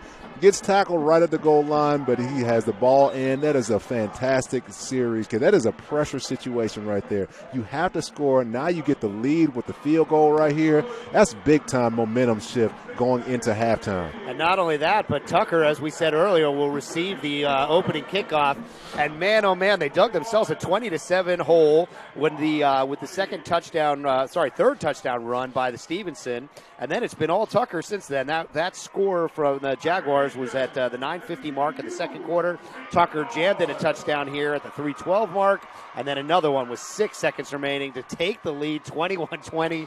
And man, we knew this was going to be a heavyweight fight. We knew these offenses could put up some points. And we're getting everything we were hoping for tonight. Yeah, we did. This is a fun game tonight. I mean, we got the explosive plays. We have turnovers. We have big-time kick returns. I mean, we have everything all over the board. So this is a good one tonight. Like I always say, this is what Georgia high school football is all about. I mean, this is for the region championship. They are pulling out all the stops. I mean, we have the Tucker Tigers, not known for passing the ball at all. They're coming out here throwing a little bit. So, you got to big games, you got to win. So I like what they're doing out there. Both teams, man, playing some great football. And that was Ford to David David Davis didn't even make it onto our scouting reports, but he has the touchdown catch, the senior, number 4. David Davis with the touchdown to take the lead with 6 seconds left. Tucker will probably just squib this thing and see if they can run out the rest of the clock. Sure enough, goes to an up man at the 30, down to the 35, and I can't imagine that Coach Gartrell is going to try to take a wing at this thing with whopping 3 seconds left. He's going to down this thing out, right, Trey? Nah, you down there, you just run a safe running play or something like that. You get in halftime and you say, let's regroup. Let's not do anything stupid or let anything happen because, this football game, man, is a crazy game, and the silliest things can happen when you try to make plays when there's no plays out there. Well, and it's been just a complete momentum shift. The one of the first plays of the game at the 10:42 mark, Stephenson coughs the football up in their own 20-yard line. Tucker picks it up and runs it in for the early touchdown at 10:42. 3 touchdown runs, 2 by Goff and 1 by Ingram, gave Stephenson Jaguars the 20-7 lead at the 9:50 mark. A big block punt set up Tucker touchdown with 3:12 remaining to cut the lead to 20-14, and a touchdown pass from Ford to David Davis gave Tucker the lead 21-20 here as we roll into halftime of this big matchup. 2 undefeated teams in the region, Dre. Winner's going to have that number 1 seed and give themselves a much easier path in the playoffs. And, man, both these teams came to play tonight. Yeah, they really have come to play tonight. This is some fun football. I love watching games like this. It looks like Stephenson just has the upper hand, and then just Tucker just makes some adjustments and just comes out swinging back. I mean, just like one of those old Rocky matches back in the day, fighting Apollo Creed or fighting a Russian or whatever. You think one of them's down and it just comes and starts fighting back. This is what football is all about, man. Well, and it looked like the Stephenson behind their huge 300-pounder offensive lineman, they were just blowing Tucker off the ball, and Tucker didn't seem to have an answer. It was 3 quick touchdowns and 3 possessions. How do they counter this? I mean, they didn't get any bigger guys out there on the line. There was nowhere to go. They just had the same guys just making plays. Yeah, so what they did is what it looked like is they were able to start using their speed in terms of instead of trying to just use their power. So they used their speed, able to let, got Derek McClendon out there, shifty defensive end out there, and able to use those linebackers. You got Chitty out there, able to just get in the backfield and slip some of these big offensive linemen. And that's what you have to do. You have to use size and speed against them sometimes. You can't just sit there and try to power with them because, as you can see, man, you'll get beat. It's been a fantastic game. 21-20 is your halftime score. Tucker with the touchdown with 6 seconds remaining to take the 1-point lead. And that failed extra point conversion on the second touchdown by the Jaguars. Man, sometimes those things come back to bite you, and that's the difference in this game right now. That's the difference in this game, and it's just crazy just how football is. It's just those little things you just never think. I know it's only 1 point, but 1 point can easily be the difference between, winning a region title or not. Yeah, it's setting up a totally different path in the playoffs, having to go on the road in the second round most likely. So, I mean, this is a critical game for both teams. We've got a great crowd on both sides, massive bands. Looks like the Stephenson band is the home team here. They're going to take the field, and they've been fantastic to listen to. We can't give you the audio from it. We don't want any copyright violations. We're going to take a quick break. Our color commentator here tonight, Andre Fluellen, and former NFL and UGA player Rennie Curran met with 4 high school football stars to share their experiences. Derek McClendon from this Tucker team, we've been talking about him. He was there. So was J.D. Bertrand from Blessed Trinity, Mateo Soli from Douglas County, and Rashad Cheney Jr. from Cedar Grove. Here's a look at Episode 1 of Sportal Stars as the group discusses crazy fan experiences. Episode 2 dropping on Monday on our YouTube channel. Make sure you check back. Joseph, show it to him.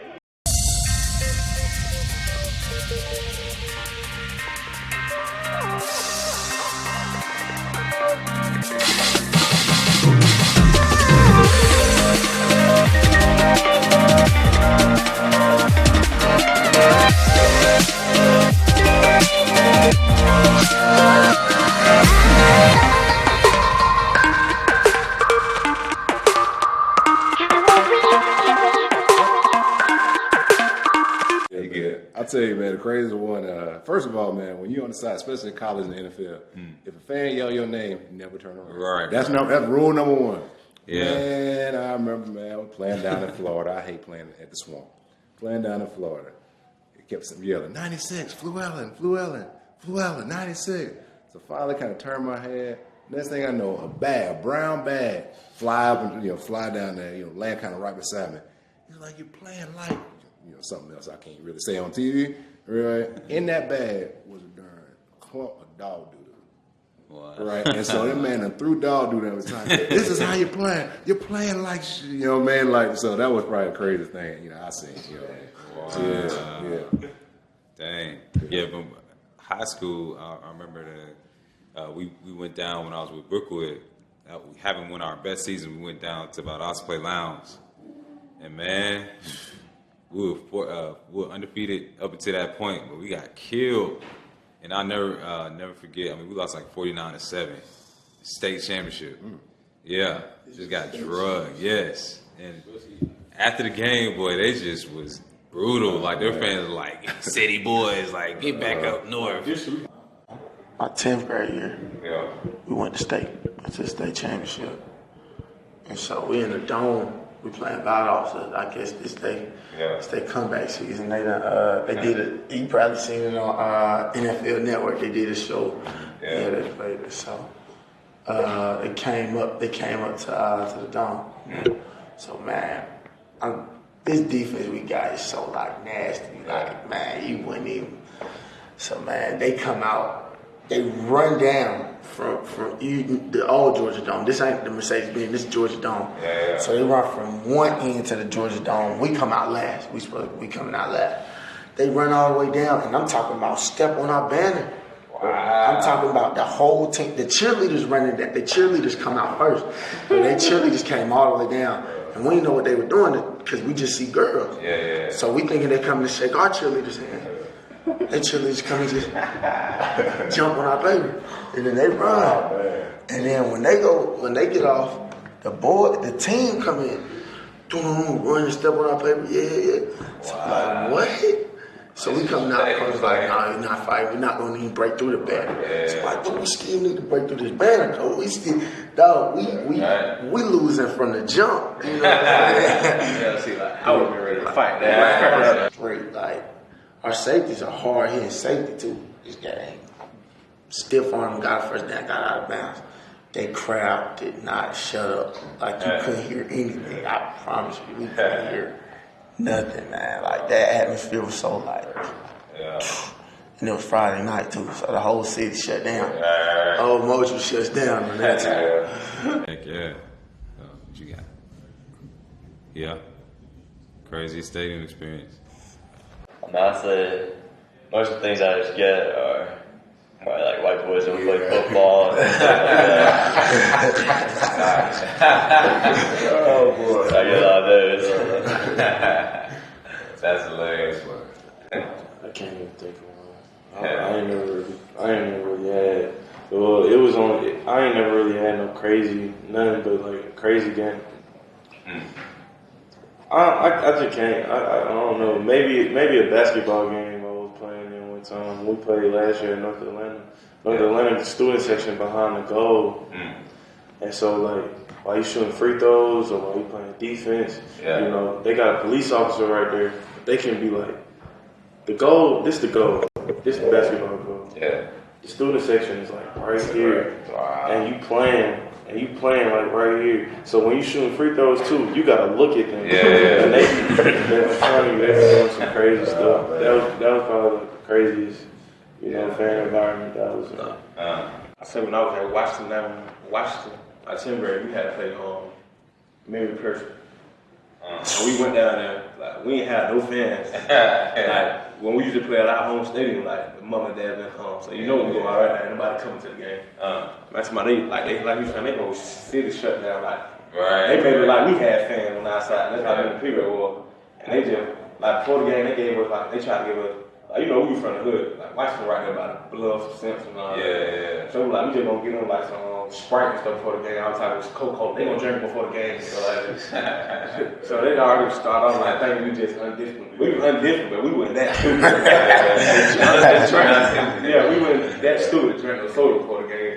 They were just giving us all types of stuff before the game. Like the game we come out, they were like, y'all don't know how to play football, y'all from the hood, y'all this, y'all wasting y'all money. That be messing with me. It was crazy. Like when we first came out there to warm up, I'm talking about like from the time we started warm up to the end of the game, They were just on the student section. It was like they was drunk before the game. They drunk. You know, they fans was like they on club ran out before kickoff. And that thing was so loud out there. Wow. But we were actually sticking with them. Like we were surprised ourselves. Yeah. We were sticking with them. But what's it called? So you know how that seemed like that. They were surprised we were sticking with them. They cut the lights off. They tried to say the lights started working. So they stopped our momentum right there. So we had to stop the game for about 45 minutes because they said the lights weren't working. Wow. They cut them off, but they were surprised how we came out there and stuck with them. Yeah.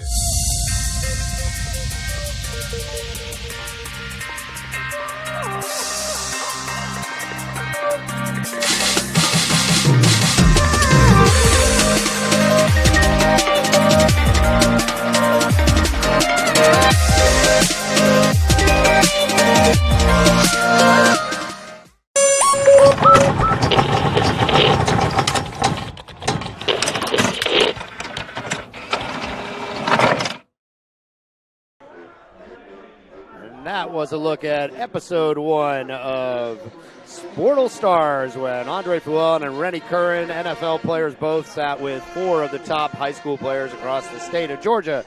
Tune in Monday night. We will be dropping episode 2 on our YouTube channel.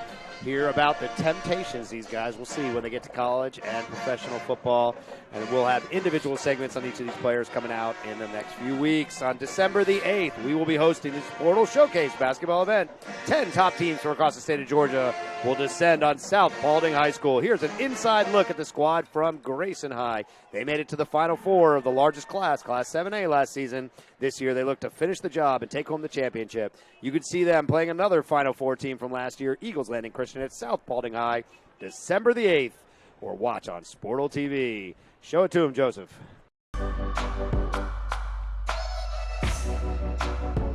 We are here at Grayson High School in Loganville, Georgia with Coach Joffrey Pierce. Coach, thank you for having us, sir. No worries. Appreciate you coming out. They're committed to winning. They like their sports. They like their academics. It's a good place to be if you're a high school kid. There's really no off days in 7A and in these regions out here in Gwinnett. Like, you mess around and get popped on a Tuesday night game by somebody that maybe on paper doesn't have the talent you have, but if you're not ready to play, you'll get beat. A lot of our success has been predicated on guard play, and we've had some good guards come through here and put in work and produce. It's a battle every night. If it isn't because of the talent, it's because of the coaching, or sometimes both. We go hard training every day, Tuesday and Thursday, and I think we all push each other to go harder, and it's all gonna pay off during the season. I feel like since we made 2 appearances in the Final Four, everybody knows what to expect, and we just come harder and make it farther this year. We respect what you've been able to do with the sport. I think when I first got here, nobody was really paying attention to what was going on in the sport in regards to like Twitter and social media and the media in general. So we know, like when you called, I knew the event was going to be well ran and it was going to be professional.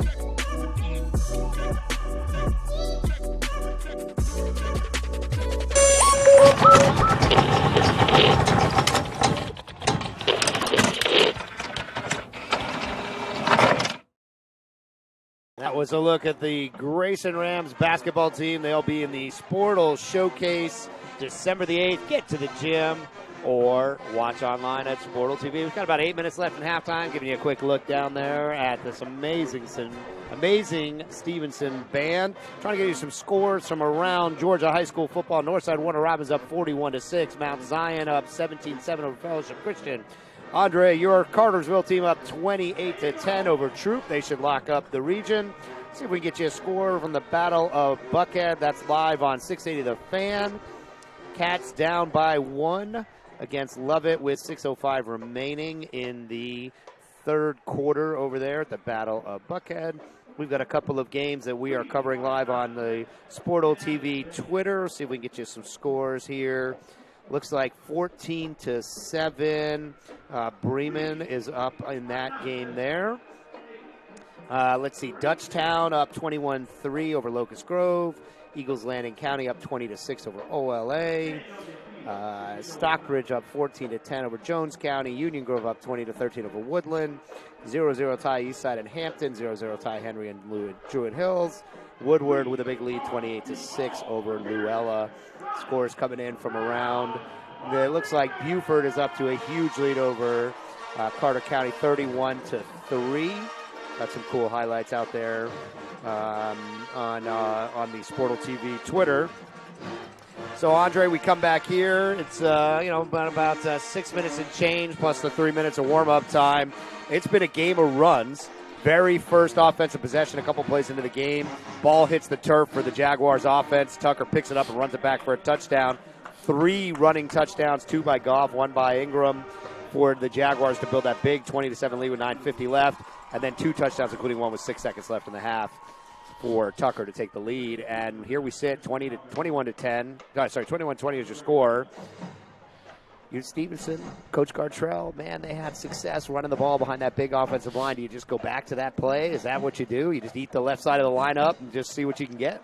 Yeah, I think so. At least starting out, because Tucker actually having a little bit of success stopping that, but I don't know if they can sustain stopping that. I mean, you got these big offensive linemen, man. At the end of the day, man, size and gravity matters, right? So you got that size like that and able to just move people out the way. Eventually it's just going to break down. It's going to continue to work. So I think they stick with that. Maybe we'll sprinkle in a couple play actions in the midst of it, but it hadn't been broken yet. So let's keep rolling with it. I mean, Stevenson's got a star wide receiver, Deshaun Stoudemire. He's pretty much been in one-on-one coverage the whole night. Really more of a decoy than anything else. He's going to West Virginia. This guy can fly. Does Jackson take a shot down the field here? I mean, is there a play-action play where they just launch it and see if Stoudemire can get something going? Yeah, I think there is. I mean, I really do. At least you got to take a shot and you got to try. You know what I mean? Just leave it out there. Put caution to the wind. This is for region play. This is for the for the region title right here. So if you have if you have the availability to get a home run shot like that, or at least get an opportunity, I think you take it. When this team, Stephenson, played against Southwest DeKalb earlier in the season on Sportal TV, same kind of thing. Southwest DeKalb was bringing all kinds of blitz, a very exotic defense, and they weren't able to get the ball to Stoudemire, but he got a key offensive pass interference called against the defense, and that gave the offense a 15-yard first down. So even if he can't get a catch, I mean, it puts him in that one-on-one scenario. He's got the Jets. And, even if you can't catch it, maybe he gets tackled. Right, exactly. And I think just that, as a role player and as a ball player, like, you just want to get all your weapons involved as well. Like, if you have a weapon like that, like him on the field, you at least give him a shot to make a play. If you don't give him the ball, if you don't even throw it to him, he has no opportunities to use his playmaking ability to make a play. So, at least give him a shot. Let him have some fun out there too, Coach. Get him involved in the game and see what he can do. And then we flip over to the Tucker Tigers side. First of all, you can't talk about anything but the amazing adjustment they made in the second quarter to get those stops on the defensive side. Shuffling the personnel, changing the way they were trying to defend that left side of the line that was just killing them in the first quarter. Yeah, they really did. They really made some great adjustments to do that. Moving some of these defensive linemen out the way. So making sure you use these line stunts in order to just not let these big offensive linemen just tee off on you, but make them actually have to adjust on the move and then bring some of these linebackers down to make these plays. Yeah, when we look at the stat chart, it's been the running game of the Jaguars. They've piled up about 150 yards and 3 touchdowns. When I look at the stat sheet for the Tigers, there's not a whole lot to talk about here. Ford's thrown for about 25 yards on that critical touchdown. The offense, they scored 1 defensive touchdown. The second touchdown was set up by the punt block that gave them the ball at the 30. The third touchdown was set up by the punt that went only the 50-yard line. There was a huge personal foul face mask that gave him 15 yards on that drive. 23 yards rushing for Huey and a touchdown. I think total offense for the Tucker Tigers barely breaking 100 yards. Yeah, that's just in here. They're still up. They're still up on this game, which is, which the field position is so important in football, and that's the people. They really don't get it all the time. How just important. How just we used to say, you got to attack and defend every blade of grass, and it's true. So when you're getting the ball at the 40 and 50 yard line, it just makes your job just that much easier because tonight, Tucker's not the team that's going to be driving up and down the field and making all these plays. But if you're starting at the 50-yard line, you're starting at midfield, right? You don't have to drive up and down the field to make these plays. All you need is 1 or 2 big plays or a big penalty right there. You get a 15-yard penalty. Well, that puts you at the 35-yard line immediately. So you don't have to go 35 yards to get a touchdown. So that's what's been going on tonight. Yeah, and, they've been putting forward on the rollouts, and he's made really good decisions. He's got a couple of plays down the field. He's ran the ball himself a couple of times. He had that critical QB sneak was the clock was running out at the end of the quarter to get him down to the 3-yard line to set up the touchdown. He not big numbers on the card, but man, he's done what he's needed to do, and his team's up by 1. Yeah, he's been effective and efficient. I mean, that's all. That's really the name of the game for him tonight, and he's done exactly what he's been supposed to do, what he's been called to do, in order to give the Tucker Tigers an opportunity to win this game. So, I like what they've been doing, especially in the second quarter. Let's see if coming into this half they can keep making plays and just making things happen. And it seemed like their best offensive weapon was Huey, number 5, the kind of speedy runner. He has a touchdown on the night, but he's also lost a fumble. And he's going up against some guys that are 100 pounds bigger than him on the defensive side of the Jaguars. Yeah, he's a little dude out there, man. Got a big heart and plays hard and runs hard. But like I said, man, you got just some of these big guys just teeing off on him, and he lost a pretty costly fumble early in the game, just gets absolutely blown up. But that's just what happens when you're a little guy out there. But he uses his speed to his advantage for sure. Well, Stephenson pursues to the ball. We haven't seen as much of it as they've been off the field much, but number 7, Trey Wilkins, number 2, Javier Morton. Javier Morton already has a fumble recovery in this game. We saw Will Coxon when they played Southwest DeKalb, took a pick back for a touchdown. Bembry, their corner, so they got a lot of defensive talent and big uglies up front, just controlling the line of scrimmage. But, here we sit. We've got a couple seconds left in the official 20-minute halftime, and then they'll, as they do at Georgia tradition, they'll give them an extra 3 minutes. Dre, I'm going to put you on the spot, man. Who wins this game here in the second half? Oh, man. Put me on the spot right here, even though my boy is, going to Florida State. Got some of the Tucker Tigers going to FSU. I still think I'm going with the team that has the best running game. And I think I'm still going with Stephenson in the second half. I know I don't want to say it. Of course, I'm pulling for the Tigers, but I just got to go with who I think is going to win. I think I go with the team that's, especially on a cold night like this, able to run the ball most effectively. Well, sometimes in games like this, it's the ones who get the lucky breaks, and the lucky breaks have definitely been going Tucker's way. They've got the defensive fumble they picked up and ran in for a touchdown. They got the block punt. Things have been going their way a bit since kind of early on in this game, and maybe the luck of the Tigers stick with them throughout the rest of this game. We got about 2 minutes left here in this warm-up period. We are joined, as we always are this season, by Hot 107.9 and the Dirty Boys. They invade the best games this season with our Friday night highlights high school football tour powered by Sportal TV. For more information, visit hotspot.atl.com. It's been nice having the guys from the Dirty Boys joining us everywhere they go. If you haven't seen them, they're on the concourse, and this will be our last game. This is the final week of the regular season in Georgia high school football. Playoffs will culminate on December 7th and 8th at Mercedes-Benz Stadium.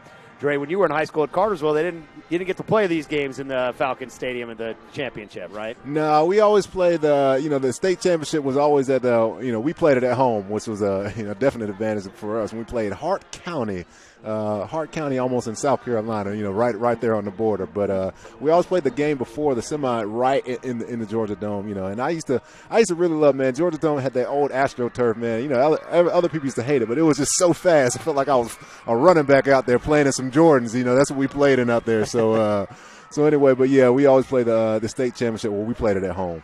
Yeah, not anymore. And so they'll be December 7th and 8th in the new Mercedes-Benz Stadium. It is a beautiful place and a great opportunity for these boys from Georgia high school football. I was down there myself at the Corky Kell Classic at the beginning of the season, and man, it is just a fun, exciting place for these guys to get the opportunity to play a state championship. So that'll be coming up in about a month. And both of these guys got a chance. I mean, we've seen a lot of these teams in 6A, seen some of the top teams in 6A, Alatoona, Harrison, Sequoia. You and I have seen those guys play. Totally different look and feel from this kind of smash mouth football we're seeing from these two squads. Yeah, they both really have some opportunities. One thing that I do like about both teams tonight, earlier there's a couple penalties, but really some clean football tonight. Not a whole lot of holdings, but a couple false starts. but some pretty clean football in terms of, not many personal fouls or anything like that. We saw a lot of them last week. So, that's what I really like. They have some opportunities. If they can just still, stick with what they do well and find their groove, they can, they have just as good a chance as anybody. Yeah, but I mean, we've seen 5 of the top 10 teams now in 6A, and these guys have got a chance. And certainly the folks we saw last week, Southwest DeKalb and Arabia Mountain, will have something to say about the 5A, though. 5A always going to run through the Rome Wolves, and we've got a guy up at Buford right now, one of our reporters, Robert Heydrich's up there, and Buford may have something to say. They got an explosive offense as well. Yeah, Rome and Buford, man, just always just, perennial powerhouses. There's been since I've been playing in high school, which is a few moons ago. But still, like I said, man, just both these teams tonight, I really like how they're playing. I really like just, not giving up from the Tucker Tigers, because it looked like they were just down and out just from what we were seeing earlier. It looked like they just, they were out, but, able to climb back and get a lead. So great job by them. Yeah, we are reaching the end of the halftime period here, and it's going to be Stephenson kicking off. Tucker in the white with the gold helmets, looking like Andre Flewellen's Florida State squad out there. Stephenson in the black with the blue helmets will be going right to left, and man, this first drive, you'd think it might swing the momentum one way or the other, but we had so many momentum swings in the first half. I don't think anyone makes a difference. Both of these teams seem so resilient. Coaches playing their game of chess out there and giving their playmakers a chance to win, and that's what we want to see here for the region title to be decided, Region 4 of 6A. Clock operator got a little bit ahead of himself. Ball wasn't kicked, and they ran 3 seconds off. Referees are going to give him a moment to get that reset back to 12:00. Yeah, clock operator, a little bit antsy right there. Maybe he's a little cold and wants to get this game over with, but I don't think you can do that tonight. This game is too big to be taking some seconds off. 3 seconds. Yeah, at the end of the first half, Tucker scored with only 6 seconds, really 3 seconds remaining on the clock by the time the play ended. So every second counts in this big matchup. Playoff seeding to be determined tonight. And, if you're just tuning in, it's about 47 degrees. The wind, fortunately, has died down. It was whipping through here at the start of this game. And maybe that'll give the offenses the ability to get back to the air because, it was really whipping through wind-wise.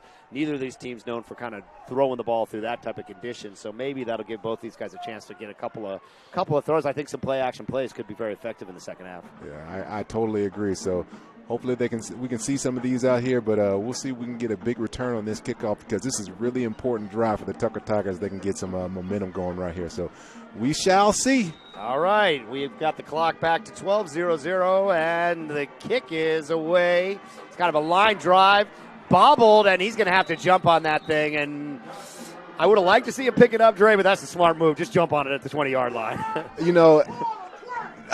Short line drive kick. So one of those line drive kicks, it means is it got to him quickly, so that means there's nobody down there. So he actually had time to pick that up. Could have made the first man miss. I know that is the wise play to make, but the best play to make would be if you're a returner, pick it up, maybe get you a few extra yards because he looked like he had some opportunities if he could have made that first man miss. It was at least 10 yards before the first Jaguars defender was coming, but in a tight game like this with so much on the line, you can't fault the safe decision there. If it had gone wrong, we'd have been blasting him. So they'll take over at the 18-yard line. Ford got a touchdown with just 6 seconds left in the half, and he will go to work. Handoff up the middle, and that thing's going for maybe 2 yards.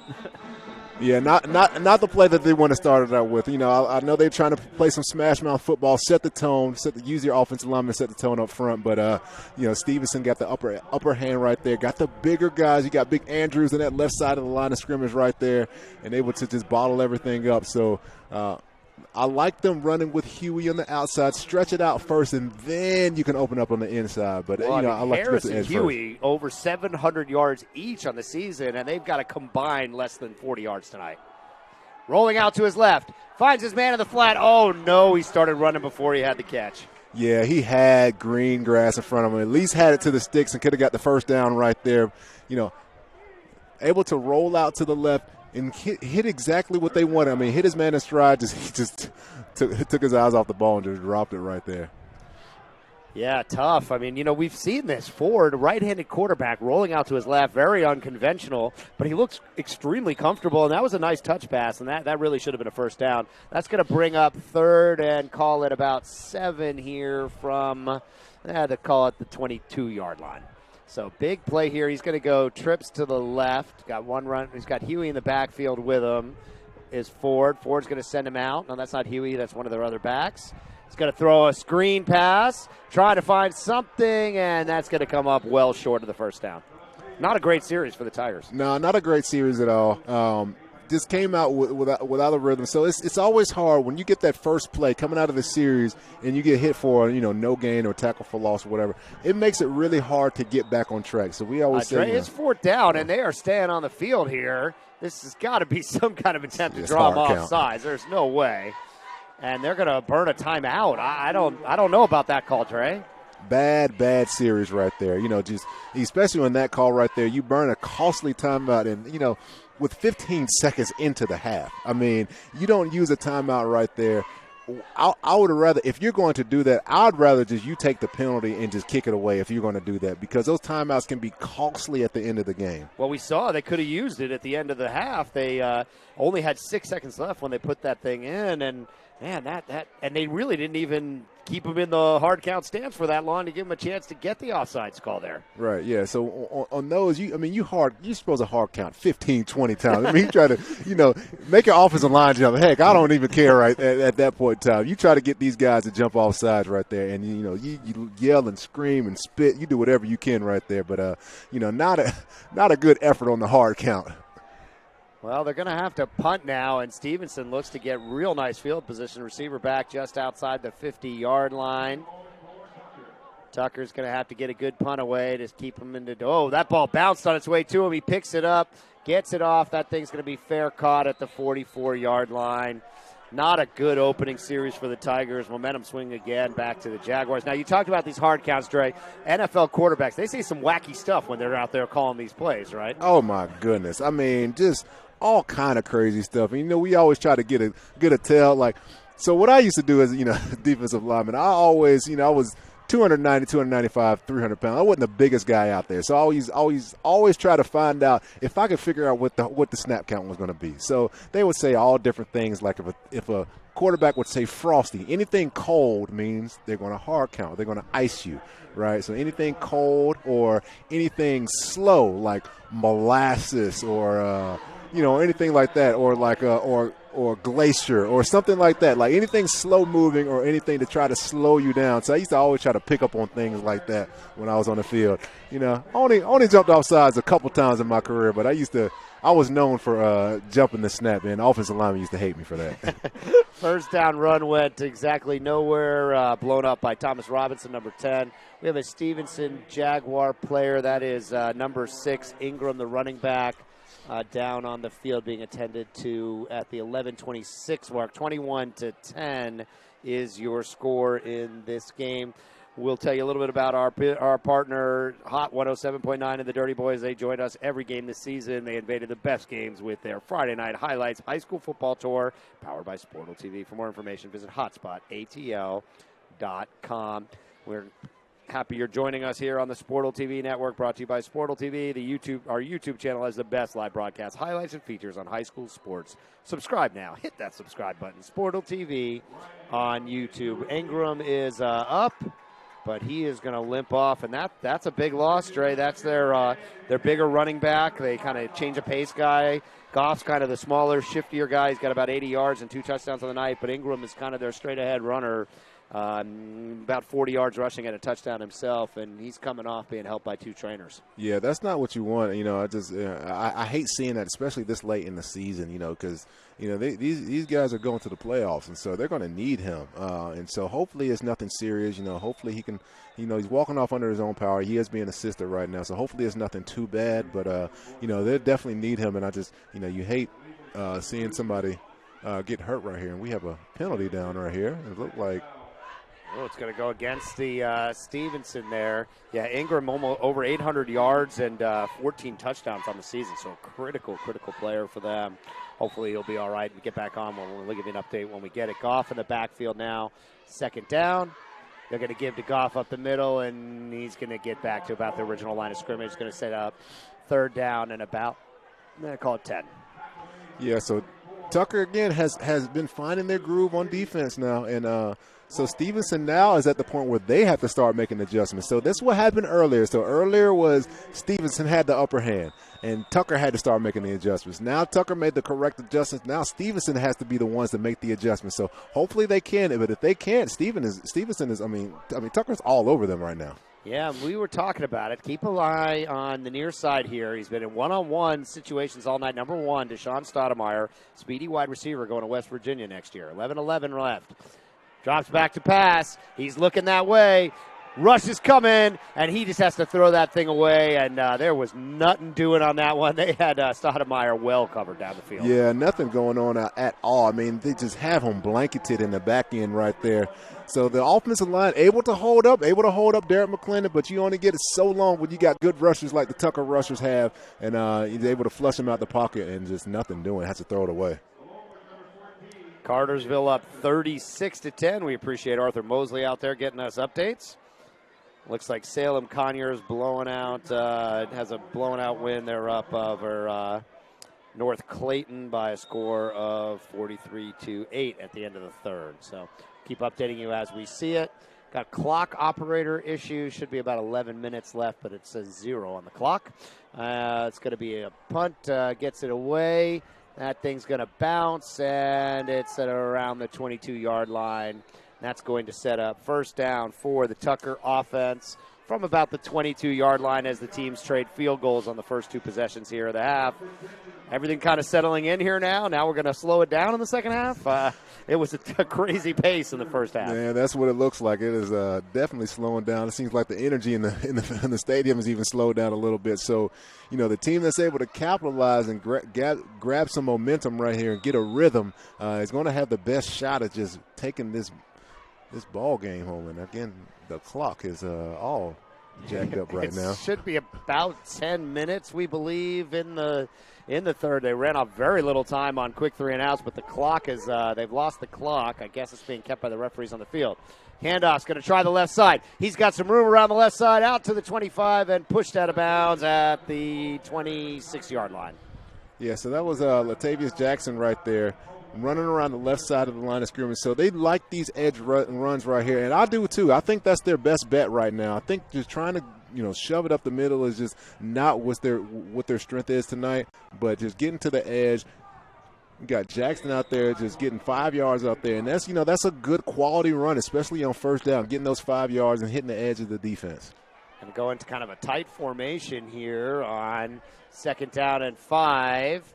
Up the middle, off the left side, and that looked like Harris, and he'll be right out by the sticks. Haven't seen an indication yet on whether he got it or not. Waiting for the spot. The clock's completely out. About 9 minutes remaining here now. And it looks like they're going to mark him. Yep, he's going to get the first down there. So 1st and 10 from about the 32-yard line. And, 2 nice effective runs there. 5 yards, 5 yards. That's a first down.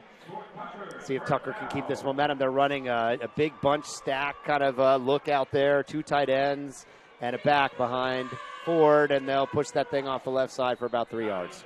Yeah, so they look like they're taking a little bit of Stephenson's game plan and running it against them. I mean, they're running a little bit of a hurry-up or at least a faster pace, not exactly a hurry-up tempo, but running a little faster pace, just trying to make Stephenson just play on their heels and just running straight at him right there. So I like what Tucker's doing, switching things up a little bit, hitting the edge and then just stretching out and then going to the middle. That's what I like. I like to see them hit the edge first and then go to the middle. Spreading it out a little bit. 2 wide receivers set to either side. Puts a man in motion. They're going to try this wide pitch. Tries to find the edge. Does, and that's going to be another first down. Yeah, I mean, they put together 3 great runs back to back to back right here. I mean, you get the, hit Latavius Jackson on the left side of the line of scrimmage, then come back up the middle, then hit Latavius Jackson back again on the right side of the line of scrimmage that you can see right here. So run this jet sweep, pitch it out to him. Looks like Stephenson was ready for it, but just too much speed out there and able to make a man miss and get the first down. Yeah, it looked like Johnson, number 20. They've just been rotating different runners in there. They've run Harris, Huey, Jackson, Johnson. Davis came in at the running back position and caught the touchdown, so they're shuttling all kinds of different bodies in. on the Tucker side. Let's go set up first down and 10 from the 42-yard line. And they're trying. Oh, no, that's another timeout. That's the second timeout for the Tucker Tigers this half. And I don't know what they didn't like down there, but something they didn't like in that setup, Trey. Yeah, something that they didn't like at all. But at some point in time, though, you use, 2 timeouts within the first, 4 or 5 minutes of the half. That can come back and haunt you. It's one of those times where, hey, I either have to, just run the play that I have, or or take a delay a game or something, because these timeouts can be costly, especially with a close game like this.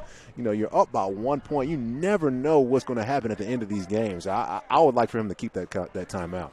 We think there's about 9 minutes left. They still haven't reset the clock up there. Be on the lookout soon. The Sportal TV Football Bracket Challenge. Pick the winners of the playoff brackets, and we will recognize your favorite team on our social media channels, launching as soon as the playoff brackets are completed next week. Stay tuned for that Sportal TV Twitter feed for details on our bracket challenge. First down and 10. About 9 minutes left. Back to kind of a double tight end type of set. Ford goes to work under center here. He'll hand off to the left side. It's Huey. And another holding call. This thing's coming back. It's a 20-yard run, Dre, but it's coming right back. I saw the flag come flying in there. They tackled the guy. Yeah, that's unfortunate this comes back like that, because Huey had a great run. Just blazes through the line of scrimmage and just gets downfield. He is a speedy, fast guy, but unfortunately this thing is coming on back. Oh, yeah, that's going to set up first and a long way. What do you think, Dre, on our bracket challenge? You think you got your handle on it? You've seen a lot of these 6A teams. You're going to throw some brackets out there for the challenge, bracket in the challenge for us? Yeah, I might as well get involved in this challenge. This is it's going to be tough, though. There's a lot of good teams out here, so we'll see. But I think I can. What do we win? What do I win if I win? We get your favorite team featured on that Sportal TV social media channel, so we'll get some love to that Cartersville squad. All righty. I know your favorite team already. I don't even have to ask. First down and about 15. They didn't lose the full 10 yards on that one. Still have no idea what the clock is. I haven't got that reset yet. We believe somewhere around 8.5 minutes. Back to this bunch formation. Ball is looks like they fumbled it, and Stephenson saying they've got it. Stephenson coming out of there with the ball, and sure enough, Stephenson with the fumble recovery. I couldn't see what happened there. It looked like they just lost the quarterback to running back exchange. Yeah, that's what it looked like right there. It just looks like they just fumbled the ball in the quarterback exchange. Did it come on us? Let's see. Let's check the replay real quick and see what happened. Yeah, it looks like he just fumbled the snap. Just didn't get his hands on the ball as he was coming out from under the center. So that is a tough break for Tucker. Looked like they actually had something going on that drive right there, but the penalty backed them up, and then that big-time costly turnover. Oh, boy, Stephenson takes over at the 35-yard line. They're going to try that left side. It's been working all night, and he gets ridden down after about a 6-yard gain. That was McClendon coming from all the way across the formation and almost a wrestling takedown. Yeah, he is just making some plays everywhere on the field. It is amazing to see an athlete like that, especially a defensive end. Man, these defensive ends nowadays are just phenomenal athletes. They're usually, some of the best, if not the best, athletes on the field. So, just make a play from the backside. But still, Stephenson gets 6 yards on that play. So, great play by them as well. Yeah, absolutely. He's working out of the shotgun now. Handoff, and he is taken down from behind the line of scrimmage. Another tackle for loss, and, guess who, number one, Derek McClendon right there. Yeah, Derek McClendon, and also Thomas Robinson there, just chasing them down from the backside. So they're able to use their speed, and that's what I like they're doing. They're using their speed against these big offensive linemen. So this is a good, third and 4, third and 5 right here. This is another big-time play, opportunity to get off the field and still not allow Stephenson to capitalize. This has got to be fourth down territory. There's no way they're kicking a field goal from 50 yards with this squad. Handoff, going up the middle. He's got room, burst through the line, and that's a first down at the 25. Big stick at the end, but that's a first down. Yeah, that was so what happened right there is, if you can check out the replay right here, so Tucker gets in this 3-man front. And so I don't typically like this because they're not so much. Stevenson's not a passing threat so far. So they hop in this 3-man front and just leave all types of holes in the middle, and just knowing that these guys are just running up the middle like that and able just to give them free yards. We're seeing Stephenson in the shotgun. Jackson's been in the shotgun, and that's going to be an offsides. You know, they moved to the shotgun here in the second half, something we didn't see at all really in the first half, and they're kind of spreading the field out a little bit, maybe get some new running lanes for Goff. Yeah, that's what it looks like they're doing. They're just, spreading it out and still to run in the same vicinity. So it just gives a different look. Gives different angles to the running back, gives actually different angles for the blockers as well. Because, when you spread everybody out, it just makes, the defensive linemen line up a little bit wider. It makes the linebackers have to be a little bit outside of the box. So what it does is it puts different blocking angles, for the offensive linemen and for the fullbacks or whatever. So that's just what they're doing. I kind of like the adjustment. Jackson staying in the shotgun, fakes the handoff, and he is going down. Derek McClendon comes flying through the line for the sack. Yeah, McClendon starting to show up. He's starting to warm up. We talked about in the Sportal TV series, we talked about his Jumanji music that he plays in his head when he's getting a big-time sack and all that. So the drums were beating loud right there. The Jumanji's music was playing, and he went in the backfield and blew everything up. Yeah, starting to see, we talked about it a little bit at the halftime. It looks like they're moving him around a little bit. They're kind of stunting him through the middle of the line, and, man, he's wreaking havoc out there. Yeah, he is. So that's a great way to make, just use your best player on the field to make plays right there. Just put him in the best position. So great job by Coach Lamar right there. Going to go second about 17. Jackson back to pass. He's scrambling for his life, and the defense is all over him, and he is going down for another big sack. Oh, man, these Tucker Tigers are flying around out there. They are having fun. McClendon again out there just feeling himself. Man, this defense is playing some lights-out football. He actually has some time. They bring a little blitz, but, man, he just sees these white shirts coming and just starts to panic a little bit and just goes down for a big sack. 3rd and 28. This drive started off the fumble at the 33-yard line, and they just keep going backward and backward.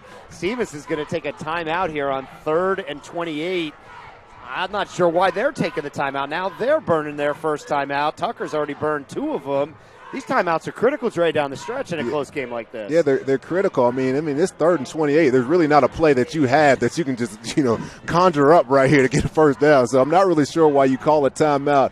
There's really doesn't really matter what you do right here. So, if you try out of field goal range. Right. At this point, they're just setting up for the punt. Right, yeah. So that's just that's a critical error right there to call that timeout. You just – I know you're trying to get your composure back, but you do that on the sideline after you've already punted. 3rd and 28. We lost the clock in the at the field here. Think about 5 minutes would be our best guess. Somewhere around that left in the 3rd. 21-20 is your score. Tucker on top of Stephenson. And it's been a topsy-turvy back and forth game.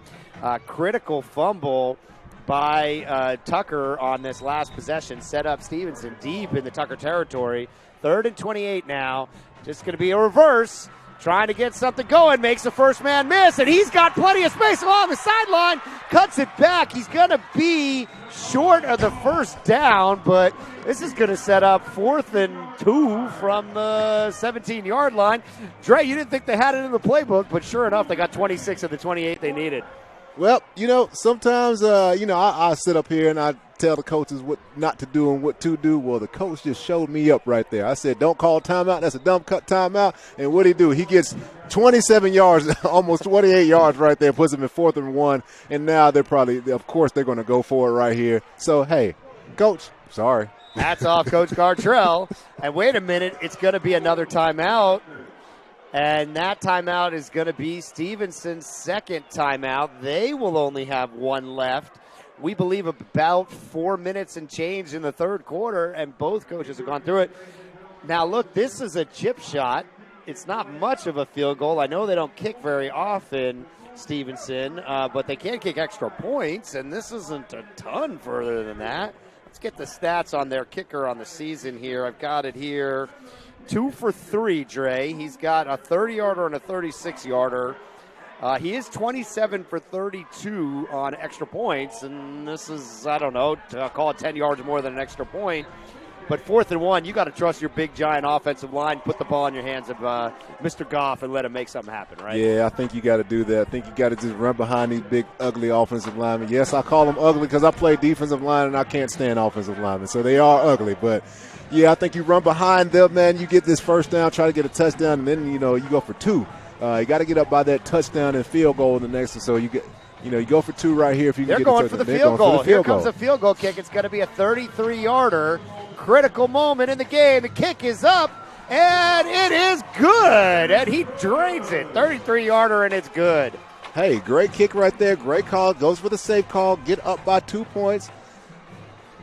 Technically, though, typically I would have taken the chances. You've been running the ball with success. Hey, I'll always take points on the board, but I'd rather take 7 over 3 any day, or possibly 8 if I go for 2. But hey, kicker puts it up, gets through the uprights. Can't knock him for that. Coach Gartrell calling all the right moves in this one. Huge play on 3rd and 28. Well out of field goal range, got him the opportunity, and then drills the field goal from 33 yards out to take this 23-21 lead. That's your only score so far here. Clock has been out. We don't really know how much time is left. We're going to guess it at about 4:30. Best guess here, they believe they're keeping the time on the field at this point now.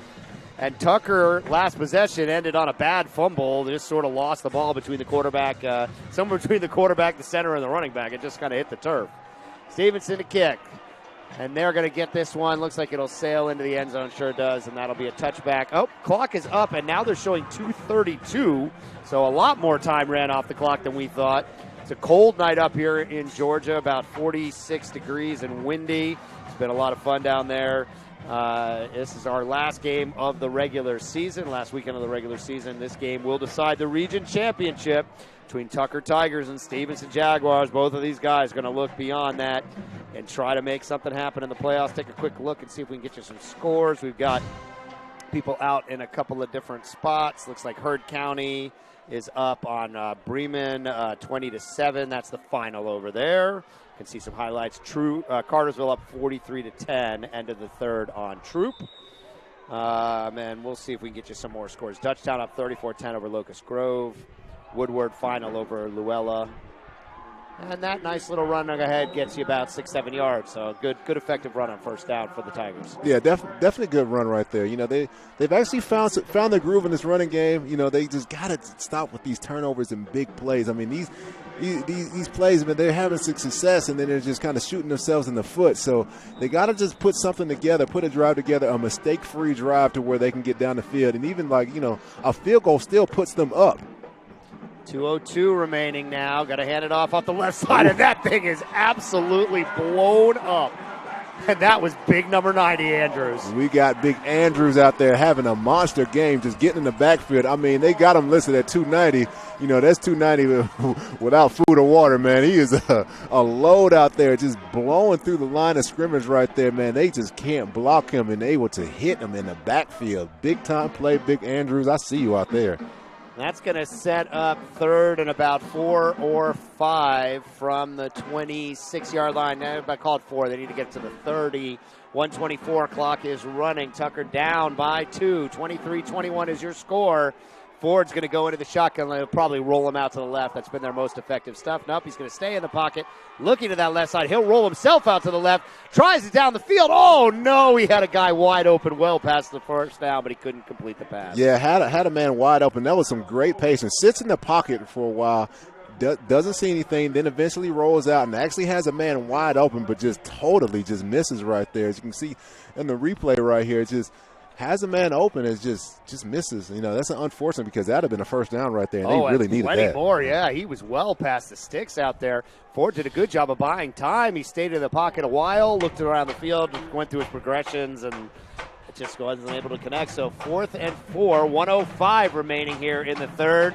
Band's trying to get this crowd into it, man. It's a cold night. People are kind of just huddled down. Kick is up. It's kind of a short kick. Looks like it's going to go out of bounds. Call it the 47-yard line. 47-yard line. Jaguars offense will take back over here. Sitting on this 2-point lead with 58 seconds left in the third. Still anybody's game here, Dre. This could go either which way. Yeah, this game is just, it's still a lot of football to play tonight. You still got a, whole quarter and a minute left. And so this is anybody's game. Tucker's only down by 2, man. It's only a field goal from the lead. So, Stephenson needs to put another drive together to really give themselves a cushion in order to, if they want to have a big chance of winning this game. Okay, we'll see Jackson go to work under center again, kind of back to this look they had in the first half. He's going to hand it off to Goff. Goff goes ahead for about 5 or 6 yards, kind of just picks his way through the middle there. Yeah, so what they're doing is the Tigers are really doing their best to not let them run over that left side of the line of scrimmage. So at the last second, right before the snap, they're shifting one of their defensive linemen over and kind of stunning to that left side or to their right side of the line of scrimmage. So what that does is that allows that, it does plug up that gap, but then it does allow a cutback lane for the running back, as you see there. So he was able to pick up, a good 4 or 5 yard chunk. 25 seconds left, second down. It's going to be Goff trying this left side again, and that play just gets strung out and taken down.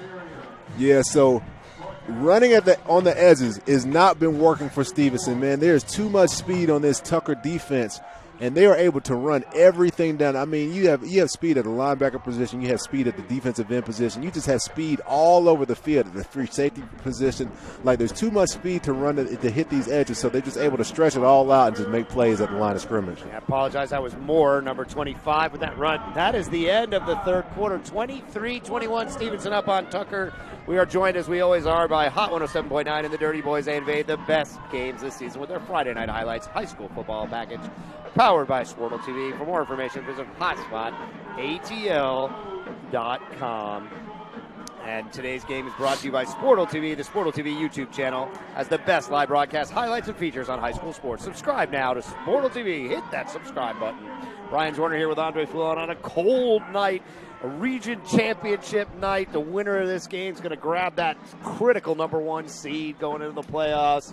And it is anybody's game. It's going to be 3rd and 8 when we come out of this break. Dre, they both have burned 2 timeouts. They got 1 timeout left. This game's going to move fast through this fourth quarter. This game is, critical timeouts, but hey, they both have the same amount of timeouts, but still, man, this just at the second half, man, region title playing right here, just to burn 2 timeouts so early in the half can be critical. So hopefully it don't come back to haunt either team at the end of this game. A quick update from the Battle of Buckhead. Westminster down by 6 to Lovett late in the game over there. So good one there. They're going to try the left side again, and it looks like he's got the first down. Yes, he does. First down for Goff, 8-yard gain there. Nice play, and they'll set up a first down at about the 46-yard line. Yeah, that was a great run right there. Great play design. They pull their right guard over to the left side of the line of scrimmage, and then they just let him just use his speed to get to the edge right there. So good running right there. We have not seen Ingram, number 6, come back in the game. I do see him on the sideline standing with the coaches, so we'll keep an eye to see if number 6, Ingram, he's kind of right down in the middle of the field there. Got his helmet on, so he's probably available. Going to be a run off the right side this time, and the Tucker defense stands him up after about a 3-yard gain. It's going to set up 2nd and 10. We're about 11:40 remaining here in this fourth quarter. Stay with us live on Sportal TV. It is going to be a great finish between Stephenson and Tucker. You don't want to miss it. 11:30, the clock is running. Stephenson is going to set up for 2nd and about 7, just inside the 40-yard line. Let's see what Coach Gartrell calls up. He's been making all the right calls here lately. Got himself a field goal on that last drive. Jackson takes the ball under center. Hands it off the right side this time. Cuts back, and he's got a lane. Let's see if he can beat him to the end zone. And yes, he does. It's a touchdown, Stephenson. Brian, you called it right there. I mean, you said Coach Gartrell has been making all the right calls this half, and, man, you called it right on the money. Just gets right through the middle of the line of scrimmage. Just comes through unscathed. So what happened right there is, and it's funny, I can see things. I saw it just when it happened. None of the defensive linemen used their hands right there. And so what happens is these big offensive linemen just swallow them up. And so when you don't use your hands, you can't shed the blocker. If you can't shed the blocker, you can't make the plays. So if you have the blocker on you, you can't make that down the field pursuit because you're just stuck on your blocker. And that's exactly what happened at the line of scrimmage. They were able just to move the guys out the way, get to the second level, get to the running back, and just able just to blow by everybody, use his speed, get in the end zone. big-time touchdown. Yeah, just kind of darted his way right through the whole defense. And then Tucker looked up. There were 4 guys chasing him, but no one was going to catch the touchdown run there. 11:04 remaining, and the score with that extra point tacked on, 30-21. So now it is a 2-score game. And the Tucker offense, which hasn't really been getting those quick hits, is going to have to get something moving fast here with 11:04 remaining in this game if they want to stay alive for this region championship. It's been a fantastic game from Halford Stadium. We appreciate the DeKalb County for having us here tonight.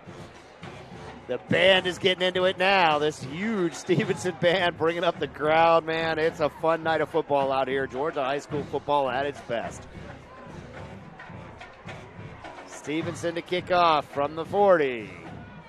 And this one looks like it's going to make it, into the end zone, and you're not allowed to return it in Georgia high school football if it crosses that goal line. So the offense will have to go to work from the 20, Trey. And, wow, what are we going to see out of Coach Lamar here? He's got to get something going. How does he get the ball into his playmakers' hands? Yeah, he's got to get something going. He's got to get something going quick. You have time, so there's no rush exactly, but still, it's just you have to get your rhythm. You have to get momentum. You can't have any kind of mistakes. You have to get down the field right here. So, you let your playmakers make the plays. You have to stay calm. You have to stay poised, but you have to get some yardage. You have to get down the field. And they're running a double tight end type of set. Real bunch look here. Oh, boy, it looks like they didn't have the right personnel on the field, running in an extra running back at the last second here. They've only got 10 seconds to get this play off. Putting a man in motion. They're going to hand it off to the right side and get something going there for David Davis. He was the last man on the field. He had the touchdown at the very end of the half. And he manages to get him 6 or 7 yards out of something that looked kind of like a broken play. Yeah, it did. He sprinted from the sideline right on the field, then went right in motion, then got the ball. So he did a lot of running to get 6 yards. He probably ran about 40 yards just to get 6 yards on that play right there. So, good play by him. 2nd down and 2. It's going to be the same exact play, trying that right side. They look like they got something, and Davis runs it forward for another 5 yards on a 1st down. Yeah, they run with the exact same play back to back. So, again, it's I used to have an old coach.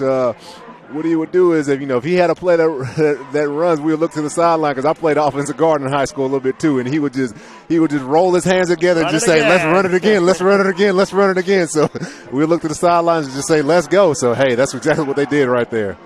Taking a little bit more time off the clock here now. 10:20 remaining, 1st and 10 for the Tucker Tigers, down by 9 from their own 38-yard line. Ford under center. Going to go for a quick handoff, quick hit up the middle, and that goes for about 5 yards. Yeah, they've actually, having some success right here running this ball. They're getting 5-6 yards a pop. So, this is a good time. This is also having opportunities. I always like screens. I always like play actions right here when you've been running the ball successfully. But I like their game plan right here. They're not panicking, but they have to get on the board and they have to use their defense to get a big stop because there's not a whole lot of time left. There's a lot to be patient, but you got to get on it. You got to get some points. It's okay if they let some clock run off here, but they have absolutely got to cash in. 9:30 remaining. Tick, tick, tick. Clock is running. There is no back in the backfield. Some confusion on who's supposed to be there, and the play clock just ran out on them, Trey. Oh man. They've looked out of sorts on this drive. That's the 2nd time they were running personnel in too late in the play clock. Yeah, that's just those are just mental errors right there. And that's on the coaches. That's unfortunate, but the coaches have to make sure that they know they called a timeout. They got the timeout right before that, but by our count, it should be the last one. They're still showing one on the board, but. Sure looked to us like that was their last time out. People in the stands are shouting up to the clock operator above us that that's the last one. That's what we think as well. We'll see what the officials say. Yeah, I believe that's their last time out, and that is that's critical, man. That is a clutch. Team down by 2 scores with 9 minutes left. That timeout could really be important. Yeah, it really could. So, hopefully they can. I understand you don't want to. Take a loss or lose 5 yards. I understand it, and I get that. You do call a timeout right there. That is the correct call, but, man, that is a tough one, especially on a mental error like that where you have a person running from the sideline just because they didn't get the play. They didn't know they were supposed to be on the field. So those are the ones that just, as a coach, they drive you crazy because those are things that can be prevented, like I'm cool getting beat, within the play, right? But the mental errors and just not knowing who's supposed to be on the field, those are the things that'll drive you crazy, especially if you lose a game like this. Well, they better make them pay for it. 2nd down and 4, 9:22 remaining here. Tucker going to work. Ford, hands off. No, he keeps it. He's rolling, trying to make something happen. Makes another man miss. Gets a block downfield, and he'll scramble for the first down. A nice, effective run for Ford. Yeah. Goes for first down there. Yeah, very, very good play right there. Looks downfield like I thought he might have had something, but uses his patience, uses his vision, scans the field right here. So rolls out, doesn't see anything, makes a man miss right there. Great play, but great play also defensively by number 28 to bring him down right there. He makes a really critical tackle because there was a lot of green grass in front of him. Well, you were looking for some play action there by either squad, really. And I fell for it. I thought he had handed the ball off on the quick hitter up the middle, but sure enough, he didn't. Motion's going to swing it out on the pitch. He's got some blockers out in front of him, tries to cut it up, and oh, man, does he get sticked and taken down after about a 5-yard gain. He got blown up at the end of that run. Yes, he did. Johnson paid the price for those 5 yards. Yeah, he took the brunt of that hit right there. I mean, it looked like he was about to have some more running room and just wham, and just get stopped in the mid-tracks right there. So big-time hit, man. It's one of those, especially on these cold nights like that, you see him come up and field and just boom, just stops him in his track, man. Those things hurt on these cold nights like this, man. It's like that really sting. Well, it's got the Stephenson Jaguars sideline dancing around on there, being led by Deshaun Stoudemire, their star wide receiver. Hasn't really gotten much action. Fakes the jet sweep. Ford's going to keep it himself, and he gets another first down. Ford has been their best running option all night. He leads them with about 45 yards on the night. Yeah, he's been having some really good success running the ball tonight, just making people miss. That's not really what he's known for, as being a running quarterback. But, hey, they found something that works, able to just use his big body. I mean, he's listed at 6'4", 220. Able to make somebody miss and just barrel forward and get the first down. He's listed at only 50 yards rushing on the season. I've got him unofficially with 45 yards rushing tonight, so he's nearly doubled his season total, and it's been a very effective play for them. They've spread the field and kind of let him do his thing. Ford's going to swing it out in a little screen. Wait a minute, he's cutting it back the other way, and he's got some blocking help. He's down to the 30, down to the 25, and pushed out of bounds after a first down. That was a long play to get 10 yards. I'll be honest.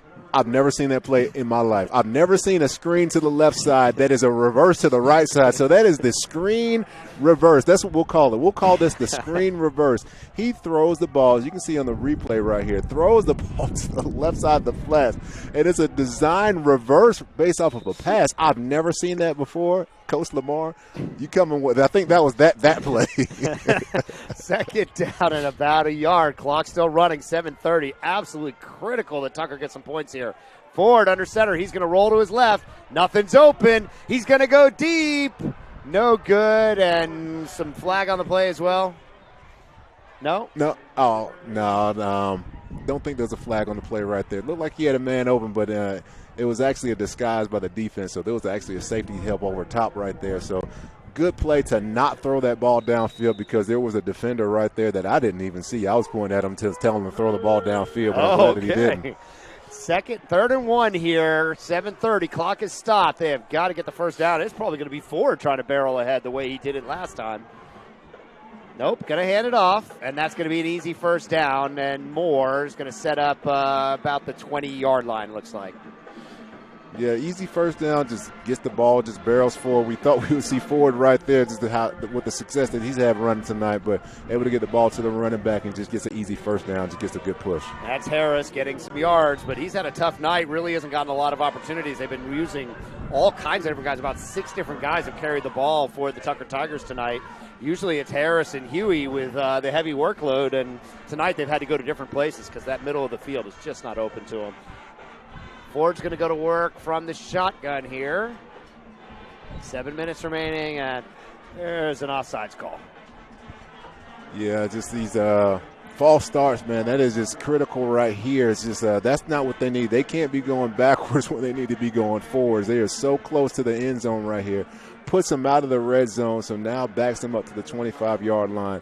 They need to get a touchdown right here, and going in that direction is not going to help them get there. So these just pre-snap penalties, man, can really be costly, especially at these times like this. They don't need it fast, but they got to get something going. Clock is moving under 7 minutes now. 1st and 15 from the 25 for the Tucker Tigers, down by 9. Ford looking downfield. He's got a man. Nope. Safety help is there. Ford is scrambling around. There's no pass rush on him. Now the secondary rush comes. Ford's going to keep it himself. There's a holding call going down the field, and this thing's going to come back.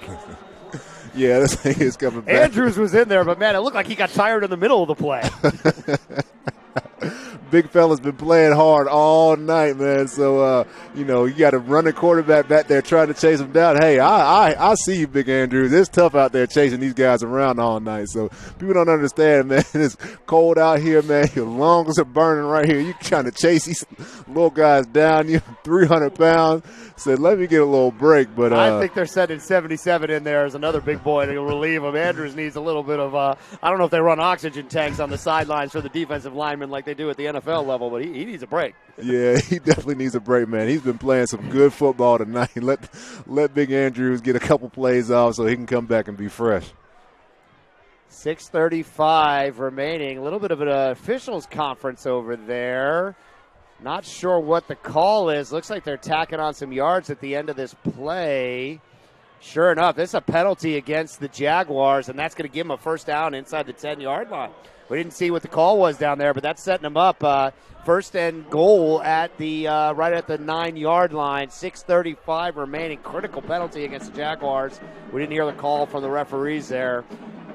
Clock will start running because he was in bounds at 6:35 mark. Ford's going to hand it off to the left. He's got some blocking. Let's see if he can find a lane here. Cuts it outside. Back end. Looks like Huey is in. Waiting for the referee's call. They're going to say he's down at the 1-yard line. I don't know. Looked like he scratched the pylon right there to me. Looked like he was in there, but great run. Great ability to cut it back, running at full speed, too. So Huey's just, man, been a monster tonight. I see a flag down on the field there right at the 8-yard line, though. Look out. Let's see. Referees are going to move this thing back. Looks like it's going to be a hold. Yep. Sure enough. Oh, man. Tucker just been done in with these critical penalties at just the worst possible moments. That would have set up a second and goal at the 1, and they're going to back all the way up to almost the 17-yard line. Oh, man, that's a heartbreaker right there. I mean, you get at the 1-yard line, man, the clock is running down. You get 6 minutes and 24 seconds. Your defense got to come out and make a big stop. Now you got to eat up some more clock just to try to get in the end zone. If you even get in the end zone, you had it at the 2-yard line or 1-yard line. Now you got it at the 17. Ooh, that's a tough break right there. 6:24 remaining. Clock is stopped well off the back of the penalty here. Ford in the shotgun. Gonna fake the handoff. Keeps it himself up the middle, and he scampers forward for about 4 or 5 yards. But Dre, tick, tick, tick. This clock is moving. Yeah. 6:15 and counting here. It's going to be another 15 seconds where they get a playoff. Yeah, this clock is not your friend right now. I know they've been going with the running game. They've been consistent with it and have been having success with it. But at some point in time, you can't stick with that, especially if you get another series. You have to start getting down the field. You have to start looking more at the end zone now. Yeah, less than 6 minutes remaining. This is a goal-to-go situation. This drive started at the series started at the 9. So second and goal from the 12. Fakes the handoff. Rolling, has some room. He's making a play for the end zone and taken down at the 5-yard line is Ford. Ford has been their best running option tonight. Yeah, he's definitely been their playmaker tonight. Just trying to make things happen on his own. Play's been breaking down, but he's been breaking out. He's been making things happen just with his legs. He's not even really looking at his first read anymore. He's looking at the end zone. He's trying to put this thing on his back, and, hey, I don't blame him. He's having success with his legs tonight, so I don't blame what he's doing. But, yeah, just doing a great job to make senior plays leadership. on the field. He holds an offer from Toledo. We hear University of South Florida is also taking a look at him, and he's just showing senior leadership out here, doing whatever it takes to get his team into this playoffs the best he can. Ford rolls out to his right, looks back to his left. He's going to scramble, making a play for the end zone, but taken down from behind at the 2-yard line. Oh, man, it looked like he had a shot. Yeah, so what I do right here, I go with a hurry-up offense if I'm Tucker right now. So you have them on the ropes. You got it at the 2-yard line right there. It's 4th and 2. They're going to kick this thing, it looks like. They're kicking it right here. Okay. Sorry, it's 4th and 2 right here. So I'm thinking it's 3rd down. That was my mistake. So 4th and 2, you do kick the field goal. You trust your defense. You have to make this is the right call by Coach Lamar right here to kick this field goal. Yeah, they got to get 2 scores anyways, so take the 3 if they can get it. 4:30 on the clock. It's going to be a chip shot, basically an extra point from the right hash. Set up at the 14. Ball is down. Kick is up. And kick is good. That's going to make it 30-24. 4:19. Now, they're showing one timeout on the board. We're pretty confident that we saw 3 called. But whatever it is, if the board is right, Tucker's still got a timeout. They got plenty of time. They can kick away here, right? Yeah, they have plenty of time to kick it away.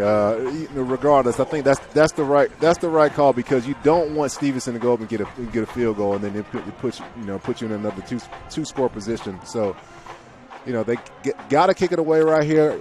Defense just has to, you got Derek McClendon, you got Chitty out there, you got some big-time defensive players, so they got to make some big-time stops right here.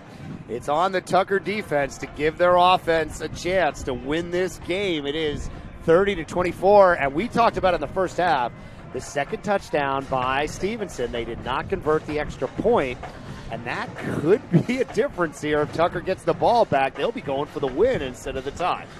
Yeah, that is, it's always a big difference. You just never know these points. Just these little points, it's just these little times in the games that just come back and just haunt you. You just never know.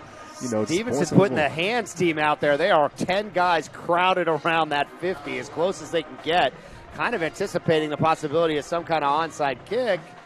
Tucker's got plenty of time now. Stevenson backing off now, trying to set up the return. Not looking for the onside kick. Let's see what they do here. And it's just kind of a little poocher, kicked into a hole, picked up at the 30, out to the 35, and he'll go down. But that's a face mask. Everyone in the crowd saw it. I saw it. They're screaming for it up here. Dre, I don't see the laundry on the field. I don't know how they didn't see that.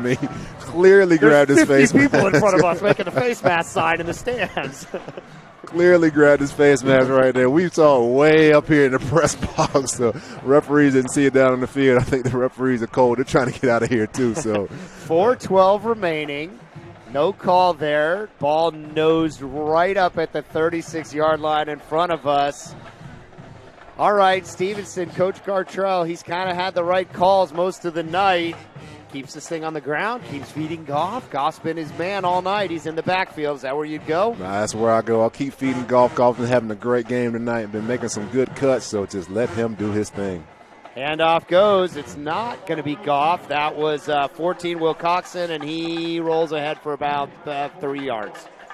Yeah, so great play with defensive pursuit from the backside right there. That's what I really like about this Tucker defense, man. They don't give up. They really play hard, and they fly around the field. So even when it looks like, somebody's going to make going to get a good cut or get a good lane right there, somebody from the backside ends up making a play. So big-time play, but this clock is moving. It's moving, and, the Jackson is getting up to this line of scrimmage a little early in the play clock. He's still got 10 seconds left.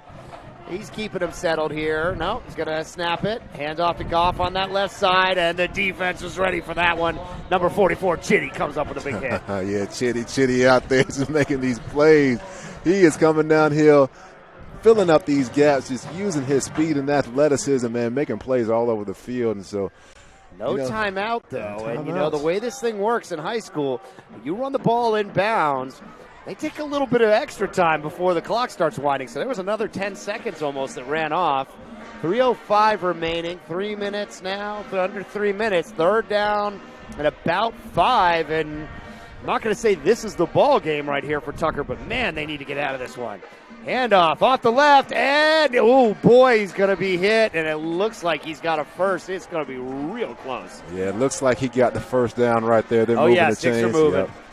Yep, and that is big time. And then we talked about those timeouts earlier. We said, them taking those 2 timeouts early in the half is coming back to bite them. And that is what we always talk about, man. Situational football. You have to know you have to save these timeouts for exact moments like this.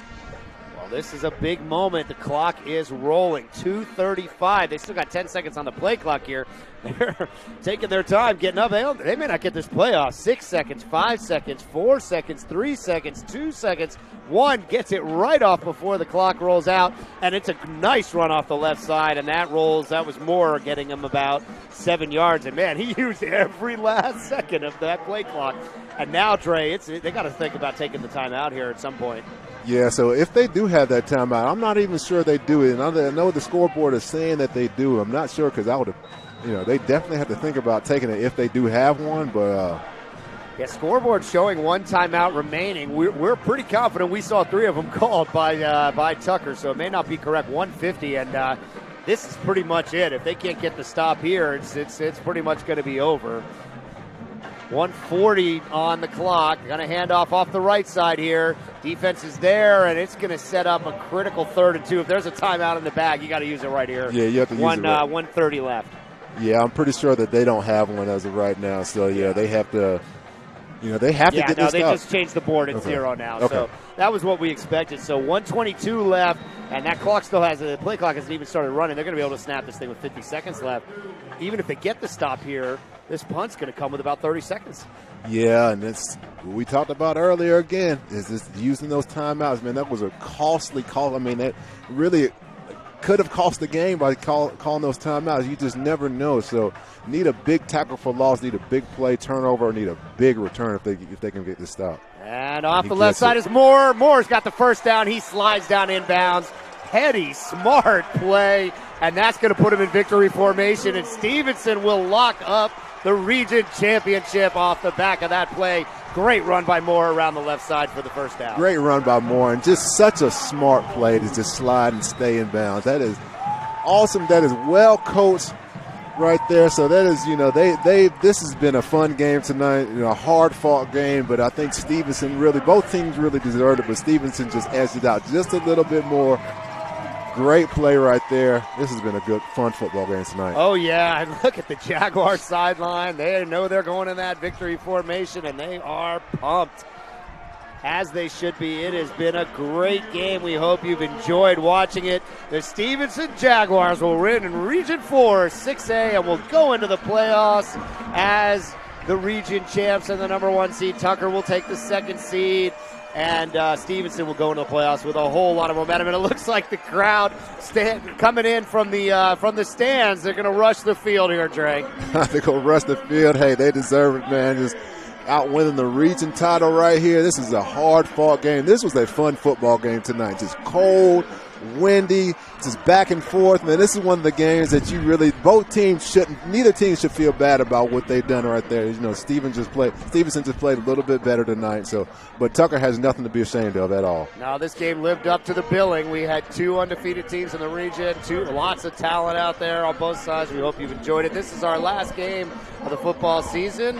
Andre, it's been a pleasure working with you. Andre Fluellen, and our color commentator for many of these games, our producer, Joseph Johnson, our cameraman, Steven Myers, is Brian Warner here for Sportle TV.